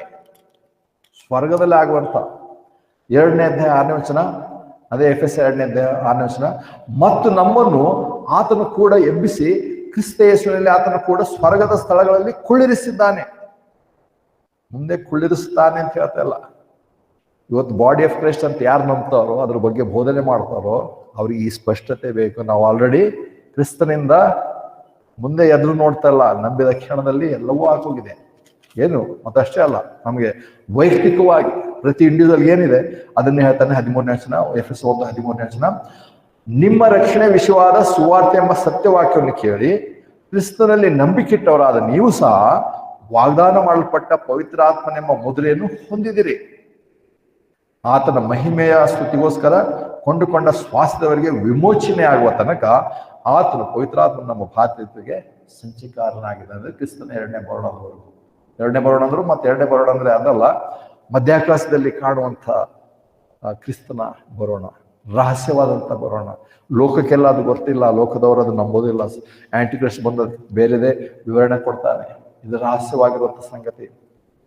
ಬಹಿರಂಗವಾಗಿ ಬರುವಂಥದ್ದುಂಟು. ಆತನು ಇರಿದವರು ಕೂಡ ಎದೆ ಬಡ್ಕೊಂಡು ನೋಡುವಂಥ ಒಂದು ಸಂಗತಿ ಉಂಟು, ಅದು ಬೇರೆ ಬರೋಣ. ಆದ್ರೆ ಇಲ್ಲಿ ರೀತಿಯಾಗಿಲ್ಲ, ಬೇರೆಯವ್ರಿಗೆ ಗೊತ್ತಿಲ್ಲ. ಆದ್ರೆ ಆ ಬರೋಣದವರೆಗೂ ಪವಿತ್ರಾತ್ಮ ಮುದ್ರೆ ಕೊಟ್ಟಿದ್ದಾರೆ. ಈ ಎಲ್ಲ ವಾಕ್ಯ ತೆಗೆದ್ಬಿಡೋಣ. ಈ ವಾಕ್ಯ ಎಲ್ಲ ಬೇಡ, ತೆಗೆದಿಟ್ಟು ಪಕ್ಕಕ್ಕೆ ಇಟ್ಬಿಟ್ಟು ಯಾಕೋಬನ ಪತ್ರಿಕೆ 1, ಇಬ್ರಿಯ ಪತ್ರಿಕೆ 1-2 ವಾಕ್ಯ ತಗೊಂಡು, ಮತ್ತೆ ಅದ್ರಲ್ಲಿ 1-2 ವಾಕ್ಯ ತಗೊಂಡು ಈಗ ರಕ್ಷಣೆ ಹೊಂದಿ ಭದ್ರವಾಗಿ ಹಿಡ್ಕೋಬೇಕು, ಇಲ್ಲಾಂದ್ರೆ ಕಳೆದು ಹೋಗುತ್ತೆ ಅಂತ ಆ ವಾಕ್ಯ ಹಿಡ್ಕೊಂಡ್ರೆ ನೀವಿನ್ನೂ ರಕ್ಷಣೆನ ಹೊಂದಿಲ್ಲ. ಯಾವಾಗ ಮುಂದೆ ಹೊಂತೇವೋ ಏನಾಗುತ್ತೋ ಗೊತ್ತಿಲ್ಲ. ರಕ್ಷಣೆ ಅಶ್ಯೂರೆನ್ಸ್ ಆಫ್ ಸಾಲ್ವೇಷನ್ ಅವ್ರಿಗಿಲ್ಲ, ಭದ್ರತೆ ಅನ್ನೋದಿಲ್ಲ. ಇನ್ನು ಹೊಂದಿದವೋ ಹೊಂದಿಲ್ಲೋ ಗೊತ್ತಿಲ್ಲ, ಹಂಗೆ ಹೋಗ್ತಾ ಇರ್ತಾರೆ. ಅದಕ್ಕೆ ಮೊನ್ನೆ ಮೆಥಡಿಸ್ಟ್ ಚರ್ಚ್ನಲ್ಲಿ ನಮ್ಮ ಚಿಕ್ಕಪ್ಪ ತೀರ್ವಾದಾಗ ಪಾಸ್ಟ್ ಒಬ್ಬರು ಬಂದದ ಹೇಳಿದ್ರು. ಎಲ್ಲರೂ ಹೇಳಿದ್ರು ಹಾಗೆ ಈಗ ತಕ್ಷಣ ಪಾಸ್ಟ್ ಹೇಳಿದ್ರು, ಇಲ್ಲ ಅವ್ರಿನ್ನೂ ಸ್ವರ್ಗಕ್ಕೆ ಹೋಗಿಲ್ಲ ಅಂತ ನಂಬೇಡ್ರಿ, ಅವ್ರಿನ್ನೂ ಪ್ಯಾರಡೈಸಲ್ಲಿ ಇದ್ದಾರೆ ಅಂತ ಒಬ್ಬ ಪಾಸ್ಟ್ ಹೇಳಿದ್ರು. ಇನ್ನೊಬ್ಬ ಪಾಸ್ಟ್ರು ಅವ್ರು ಹೇಳಿದ್ಮೇಲೆ ಇಲ್ಲ ಹಾಗಲ್ಲ, ನಮಗೆ ಬರೋಣದವ್ರು ಎತ್ತಲ್ಪಡ್ತಾರೆ ಅಂತ ನಮ್ಗೆ ನಂಬಿಕೆ ಇದೆ ಅಂತೇಳಿ ಇನ್ನೊಬ್ಬ ಪಾಸ್ಟ್ ಹೇಳಿದ್ರು. ಇದೆಲ್ಲ ಏನಕ್ಕೆ? ವಾಕ್ಯದ ಬಗ್ಗೆ ಸ್ಪಷ್ಟ ನಂಬಿಕೆ ನಿಲುವು ಇಲ್ಲೇ ಇರೋದಕ್ಕೆ. ಅದಕ್ಕೆ ಎಫೆಸ ಗ್ರಂಥ ನಾವು ಕಲ್ತಿದ್ದೇವೆ ನಮಗೆ ಸಿಟ್ ವಾಕ್ ಸ್ಟ್ಯಾಂಡ್, ಸಿಟ್ ಸ್ಟ್ಯಾಂಡ್ ವಾಕ್, ಸಿಟ್ ಸ್ಟ್ಯಾಂಡ್ ವಾಕ್ ಇದೆ. ಅದನ್ನು ನಾವು ಕಲ್ತೀವಿ. ನಾವು ಎಲ್ಲಿ ಕೂತಿದ್ದೇವೆ, ನಮ್ಮ ಪೊಸಿಷನ್ ಏನಿದೆ, ಯಾರಿಗೆ ಸ್ಪಷ್ಟತೆ ಇಲ್ಲ. ಅವರು ಬ್ರೈಡ್ ಆಫ್ ಕ್ರಿಸ್ಟ್ ಅಂದ ತಕ್ಷಣ ಮುಂದೆ ಮದುವೆ ಆಗುತ್ತೆ, ಮದುವೆ ಮುಂದೆ ಇದೆ, ನಾವೆಲ್ಲರೂ ಕ್ರಿಸ್ತನ ಮೊದಲಿಗಿತ್ತಿ. ನಾನು ಹಾಗೆ ನಂಬ್ತಿದ್ದೆ, ಆದರೆ ತಪ್ಪು. ಯಾಕಂದ್ರೆ ಮೊದಲಿಗಿತ್ತಿ ಅಂತ ಹೇಳಿ ದೇವ್ರ ವಾಕ್ಯ ತೋರಿಸ್ತೇವೆ, ಅದು ಯೆರೂಸಲೇಮ್, ಬಾಡಿ ಆಫ್ ಕ್ರೈಸ್ಟ್ ಅಲ್ಲ. ಬಾಡಿ ಆಫ್ ಕ್ರೈಸ್ಟ್ಗೆ ಇವತ್ತು ದೇವರೆಲ್ಲವನ್ನೂ ಅನುಗ್ರಹಿಸಿದ್ದಾನೆ. ಮತ್ತು ಅಷ್ಟೇ ಅಲ್ಲ, ವಿಶೇಷವಾದಂಥ ಕೃಪೆಯಿಂದ ದೇವರು ನಮಗೆ ಹೆಚ್ಚಿನ ಮಾನ್ಯತೆ ಕೊಟ್ಟಿದ್ದಾನೆ. ಅಂದರೆ ಯಾವ ವಿಚಾರಗಳು ಹೇಳ್ತಾನೆ ಪೌಲನು, ಏನಂದ್ರೆ ಎಫೆಸ 6:12 ನೋಡ್ತೇವೆ. ಎಫೆಸ 6:12, ಯಾಕಂದ್ರೆ ನಾವು ಹೋರಾಡುವುದು ರಕ್ತ ಮಾಂಸಕ್ಕೆ ವಿರೋಧವಾಗಿ ಅಲ್ಲ, ಆದರೆ ರಾಜತ್ವಗಳ ಮೇಲೆಯೂ ಅಧಿಕಾರಗಳ ಮೇಲೆಯೂ ಈ ಲೋಕದ ಅಂಧಕಾರದ ಅಧಿಪತಿಗಳ ಮೇಲೆಯೂ ಆಕಾಶ ಮಂಡಲದಲ್ಲಿರುವ ಆತ್ಮಿಕ ದುಷ್ಟತನದ ಮೇಲೆಯೂ ಹೋರಾಡುವವರಾಗಿದ್ದೇವೆ. ಆಕಾಶ ಮಂಡಲದ ದುಷ್ಟತನ, ಅಧಿಪತಿ, ಇದೆಲ್ಲ ಏನಿದೆ ಅಂದ್ರೆ ಬಿದ್ದು ಹೋದಂತ ದೇವದೂತರ ಆಧಿಪತ್ಯ, ರಾಜ್ಯ, ಕಿಂಗ್ಡಮ್, ಅದೆಲ್ಲ ಇನ್ನೂ ಹಾಗೇನೇನು. ಪ್ರಕಟಣೆ 12ನೇ ಗ್ರಂಥದಲ್ಲಿ ಅಲ್ಲಿ ಕರ್ತನು ಅವರನ್ನು ಮಿಕಾಲ ದೇವದೂತನು ಸೈತಾನೊಂದಿಗೆ ಯುದ್ಧ ಮಾಡಿ ಸೈತಾನನ್ನು ಸೋಲಿಸಿ ಅಲ್ಲಿಂದ ಅವರನ್ನು ಕೆಳಗೆ ಕಳಿಸ್ತಾರೆ. ಅವರ ಜಾಗ ಖಾಲಿ ಮಾಡಿದ ಮೇಲೆ ಅಲ್ಲಿರುವಂಥ ಅಧಿಕಾರ, ಪ್ರಭುತ್ವ ಪ್ರತಿಯೊಂದನ್ನು ನಮಗೆ ಕ್ರಿಸ್ತನ ದೇಹಕ್ಕೆ ಅಧಿಕಾರ ಕೊಡ್ತಾನೆ. ಅದಕ್ಕೆ ಹೇಳ್ತಾನೆ, ಪರಲೋಕದಲ್ಲಿರುವಂಥ ಸಕಲ ಆತ್ಮೀಯ ಆಶೀರ್ವಾದದಿಂದ ನಮ್ಗೆ ಆರಿಸ್ಕೊಂಡಿದ್ದಾರೆ. ಇಸ್ರಾಯೇಲರಿಗೆ ನೋಡ್ತಿರುವಂಥದ್ದು ಯಾವ್ದು ಎದುರು ನೋಡ್ತಾರೆ? ದೇವರು ಅಬ್ರಹಾಮನಿಗೆ ವಾಗ್ದಾನ ಮಾಡಿರುವಂಥದ್ದೇನು? ಲ್ಯಾಂಡ್, ಹಾಲು ಜೇನು ಹರಿಯುವಂಥ ದೇಶ. ಇವತ್ತು ಸಿಕ್ಕಿದ್ದಾನೆ ಇಲ್ಲಿವರೆಗೂ ಇನ್ನೂ ಸಿಕ್ಕಿಲ್ಲ ಅವರಿಗೆ. ಇರೋ ಜಾಗದಲ್ಲಿ ಇನ್ನೂ ಜಗಳ ಮಾಡ್ತಿದ್ದಾರೆ. ದೇವ್ರು ಹೇಳಿರೋ ಪ್ರಕಾರ ಇನ್ನೂ ಅವ್ರಿಗೆ ಸಿಕ್ಕಿಲ್ಲ. ದೇವ್ರು ಏನ್ ಲ್ಯಾಂಡ್ ಪ್ರಾಮಿಸ್ ಮಾಡಿದನೋ, ಫಿಸಿಕಲ್ ಕಿಂಗ್ಡಮ್, ಅದು ದೇವ್ರು ಮುಂದೆ ಇಸ್ರಾಯೇಲಿಗೆ ಇಟ್ಟಿದ್ದಾನೆ. ವಾಗ್ದಾನ ಮಾಡಿರುವ ಆತನು ಮರೆತು ಹೋಗೋದಿಲ್ಲ, ಅದರಿಂದ ತಪ್ಪಿನೂ ಹೋಗಲ್ಲ, ಖಂಡಿತವಾಗಿ ನೆರವೇರಿಸ್ತಾನೆ. ಇಲ್ಲಿವರೆಗೂ ನೆರವೇರಿಲ್ಲ. ಇಸ್ರಾಯೇಲಿಗೆ ಮುಂದೆ ಭೌತಿಕವಾದಂಥ ಲ್ಯಾಂಡ್, ಏನಂತ ಸಿಂಹಾಸನ, ರಾಜತ್ವ, ಭೂಲೋಕಕ್ಕೆ ಸಂಬಂಧಪಟ್ಟ ಹಾಗೆ, ಲೋಕಕ್ಕೆ ಸಂಬಂಧಪಟ್ಟ ಹಾಗೆ ಇಸ್ರಾಯೇಲರಿಗೆ ದೇವರು ನೇಮಿಸಿದ್ದಾನೆ. ಕ್ರಿಸ್ತನ ದೇಹಕ್ಕೆ ಸಕಲ ಆತ್ಮಿಕ ಆಶೀರ್ವಾದಗಳಿಂದ ಆಲ್ರೆಡಿ ನಮ್ಮನ್ನು ಆಶೀರ್ವದಿಸಿದ್ದಾನೆ. ನಾವು ಆತ್ಮಿಕ ಜೀವಿಗಳೇ. ಅವರಿಗೆ ಲೌಕಿಕವಾದಂಥ ಅಬ್ರಹಾಮನಿಗೆ ಮಾಡುವಂಥ ಪ್ರತಿಯೊಂದು ವಾಗ್ದಾನ ಮುಂದೆ ದೇವರು ನೆರವೇರಿಸ್ತಾನೆ. ನಮ್ಮ ದೇವರ ಶ್ರೇಷ್ಠತೆ, ನಮ್ಮ ದೇವರ ಕೃಪೆ, ಕರುಣೆ, ಪ್ರೀತಿ ಇವೆಲ್ಲ ನಾವು ನೋಡಿದಾಗ, ಅಂದ್ರೆ ಬರೀ ನಾವು ಎಲ್ಲೋ ದಾವಿದನ ಸಿಂಹಾಸನ ಇವು ನೋಡ್ತಾ ಕೇಳ. ಯಾಕಂದ್ರೆ ನಾವು ತಪ್ಪಾಗಿ ಅದನ್ನೇ ಪ್ರಕಟಣೆ 1ನೇ ಅಧ್ಯಾಯ 6ನೇ ವಚನ ನಾವು ಹೇಳ್ತೇವೆ, ನೋಡು ನಮ್ಮನ್ನು ದೇವರು ಯಾಜಕರನ್ನಾಗಿಯೂ ರಾಜರನ್ನಾಗಿಯೂ ಮಾಡಿದ್ದಾನೆ. ಅದರಲ್ಲೂ ಕೂಡ ನೋಡ್ತೇವೆ, ಕೆಲವು ವರ್ಷನ ಅವರು ಕಿಂಗ್ಡಮ್ ಅಂತ ಹಾಕಿದ್ದಾರೆ, ಕೆಲವು ವರ್ಷ ಕಿಂಗ್ಸ್ ಅಂತ ಹಾಕಿದ್ದಾರೆ. ಇಂಗ್ಲಿಷ್ನಲ್ಲಿ KJV ಕಿಂಗ್ಸ್ ಅಂತ ಇದೆ. ಅದಕ್ಕೆ ನಾವು ಹೇಳ್ತೇವೆ, ನೋಡು ದೇವರು ನಮ್ಮನ್ನು ರಾಜ್ಯವನ್ನಾಗಿಲ್ಲ ರಾಜರನ್ನಾಗಿ ಮಾಡಿದ್ದಾರೆ. ಆದ್ರೆ ನಮಗೆ ಅಲ್ಲ. ಅಲ್ಲಿ ಪ್ರಕಟಣೆ ಅಂತ 1ನೇ ಅಧ್ಯಾಯದಲ್ಲಿ ಹೇಳೋ ಸಂಗತಿ ನಮಗೋಸ್ಕರ ಅಲ್ಲ, ನಮಗಾದರೂ ಪರಲೋಕದ ಆತ್ಮಿಕ ಆಶೀರ್ವಾದ ಇವೆಲ್ಲದ್ರ ಮೇಲೆ ಹೆಚ್ಚಿನ ಅಧಿಕಾರ ನಮ್ಗೆ ಕೊಟ್ಟಿದ್ದಾನೆ. ಅದಕ್ಕೆ ಪೌಲನೇ ಹೇಳ್ತಾ, ಅದಕ್ಕಿಂತ ಮುಂಚೆ ಇರಲಿಲ್ಲ. ಪೌಲನೇ ಅದ, ನಾನು ಏನಂತಾರೆ, absent in the body present with the Lord. ಪೌಲನೇ ಹೇಳುವಂಥ ಸಂಗತಿ. ಹಿಂದಿನವ್ರಿಗೆ ಅದೆಲ್ಲ ಇರಲಿಲ್ಲ. ಯಾರ ಸತ್ರ ಬ್ರಾಹ್ಮಣ ಎದಿಗೆ ಹೋಗಿ ವರ್ಗಿಸೋದು, ಅದರ ನಂತರ ಏನಿದೆ ಅಷ್ಟೊಂದು ಸ್ಪಷ್ಟತೆ ಇಲ್ಲ. ಆದರೆ ಪರಲೋಕ, ಸ್ವರ್ಗ, ನರಕ ಇದೆ, ಹೌದು. ಆದರೆ ಅವಳನ್ನು ಮಾತ್ರವೇ ಖಂಡಿತವಾಗಿ ಕಳಿಸ್ತಾ, ಇವತ್ತು ನಾನು ದೇಹದಲ್ಲಿ ಗೈರುಹಾಜರೇ ಕ್ರಿಸ್ತನೊಂದಿಗೆ ಹಾಜರಾಗಿದ್ದೇನೆ, ಪ್ರತ್ಯಕ್ಷನಾಗಿದ್ದೇನೆ. ಆ ಅರ್ಥದ ಮೇಲೆ ಯಾರ್ಯಾರು ಅಂದ್ರೆ ನಮ್ಮ ಚಿಕ್ಕಪ್ಪನ ಬಗ್ಗೆ ಯಾರ್ಯಾರು ಹೇಳಿದ್ರು, ಒಬ್ಬನ ರಕ್ಷಣೆ ಹೊಂದಿದರೆ ಅಥವಾ FS 1:3 ನೋಡಿದ ಪ್ರಕಾರ ರಕ್ಷಣೆ ವಿಷಯವಾದ ನಂಬಿಕೆ ಇಟ್ಟ ತಕ್ಷಣ ಆತನ ಆ ಕ್ಷಣದಲ್ಲಿ ಪರಲೋಕದಲ್ಲಿ ಕುಳಿಸಲ್ಪಟ್ಟಿದ್ದಾನೆ. ಪರಿಶುದ್ಧಾತ್ಮನಿಂದ ಮುದ್ರೆ ಹಾಕಲ್ಪಟ್ಟಿದೆ ಮತ್ತು ಪರಿಶುದ್ಧಾತ್ಮನೇ ನಮ್ಮನ್ನು ದೇವರಿಗೆ ಒಪ್ಪಿಸಿಕೊಡೋದ್ರ ಕೊಡುವವರೆಗೂ ಸಂಚಕಾರನಾಗಿ ಕಾಯ್ತಾ ಇದ್ದೇನೆ. ಅದಕ್ಕೆ ರಕ್ಷಣೆ ಇರುತ್ತೋ, ಕಳೆದು ಹೋಗುತ್ತೋ, ಬಿದ್ದೋಗುತ್ತೋ, ಅದಾಗುತ್ತೋ ಅದ್ರ ಬಗ್ಗೆ ಚಿಂತೆ ಇಲ್ಲ. ಎಷ್ಟೊಂದು ಜನದ ಕ್ರಿಸ್ತಿಯ ಲೈಫ್ ಏನಾಗಿದ್ರೆ ಹಗ್ಗದ ಮೇಲೆ ನಡೆದಾಗಿದೆ. ಅವರಿಗೆ ಹಗ್ಗದ ಮೇಲೆ ನಡೀತಾ ಇದ್ದಾರೆ. ಎಷ್ಟು ನನ್ನ ನೊಗ ಹೊತ್ಕೊಟ್ಟು ಬಹಳ ಹಗುರ ಆಗಿದೆ ಅಂದ್ರೆ ಇಲ್ಲ, ಕ್ರಿಸ್ತಿಯಲ್ಲ ಬಹಳ ಕಷ್ಟ ಇದೆ. ನೀವು ಅಂದ್ರೆ ಕೊನೆಯವರೆಗೂ ತಾಳ್ಕೊಳ್ಳೋನೆ ರಕ್ಷಣೆ ಹೊಂತಾನೆ ಇವೆಲ್ಲ ಇದೆ. ಅದಕ್ಕೆ ನಾವು ಹಗ್ಗದ ಮೇಲೆ ನಡೀತಿದ್ದೇವೆ. ಈ ಕಡೆ ಮಾಡಿದ್ರೆ ಬಿದ್ದು ಹೋಗ್ತೇವೆ, ಹೀಗಾದ್ರೆ ಬಿದ್ದು ಹೋಗ್ತೇವೆ ಅಂತ ಹೇಳಿ ನಮ್ಮ ಪ್ರಯತ್ನದಲ್ಲಿ, ನಮ್ಮ ಶಕ್ತಿಯಿಂದ, ನಮ್ಮ ನೀತಿವಂತಿಕೆ ನಾವು ರಕ್ಷಣೆ ಹೊಂದಿಲ್ಲ, ಹೊಂದೋದಕ್ಕೆ ಸಾಧ್ಯನೇ ಇಲ್ಲ. ಹಾಗಿಲ್ಲದಿರುವಾಗಲೇ ಧರ್ಮಶಾಸ್ತ್ರದಿಂದಲ್ಲ, ಯಾವುದೇ ಕಾರ್ಯಗಳಿಂದ, ಪುಣ್ಯ ಕಾರ್ಯಗಳಿಂದ ಅಲ್ಲದೆ ದೇವರು ತನ್ನ ಕೃಪೆಯಿಂದ ತನ್ನ ನೀತಿಯನ್ನು ತನ್ನ ಕುಮಾರ ಅಂತ ಯೇಸುನಲ್ಲಿ ಆತನ ನಂಬುವರಿಗೆ ನಮಗೆ ಆತನ ಹೊರಿಸಿರುವಾಗ ನಾವು ನಮ್ಮನ್ನು ಆತನ ನೀತಿವಂತರಿಂದ ನಿರ್ಣಯಿಸಿದ್ದಾನೆ. ಆ ನಂಬಿಕೆಯನ್ನು ನಾವು ನಡೆಯಬೇಕಾಗಿದೆ. ದೇವರು ನಮಗೆ ಇಂಥ ಕೃಪೆಯನ್ನು ಅನುಗ್ರಹಿಸಿದ್ದಾನೆ. ಅದಕ್ಕೆ ಇಂಥ ಕೃಪೆ ಕರುಣೆ ಪ್ರೀತಿ ನೋಡಿದಾಗ ಅವಾಗಲೇ ಹಾಡನ್ನು ಹಾಡಿದ ಹಾಗೆ ಯಾವುದೇ ಪ್ರಶ್ನೆಗಳ ಬಗ್ಗೆ ಕಾರಣ ತಿಳಿಯಲ್ಲ. ಯಾಕಂದ್ರೆ ದೇವರ ಅನೇಕ ವಿಷಯಗಳು ನಮಗೆ ಗೊತ್ತಿಲ್ಲ. ಆತನ ಕೃಪೆ ಕರುಣೆ ಪ್ರೀತಿ ಅಪಾರವಾಗಿರುತ್ತದೆ. ಪ್ರಾರ್ಥನೆ ಮಾಡೋಣ. ನಮ್ಮ ಪ್ರಶ್ನೆ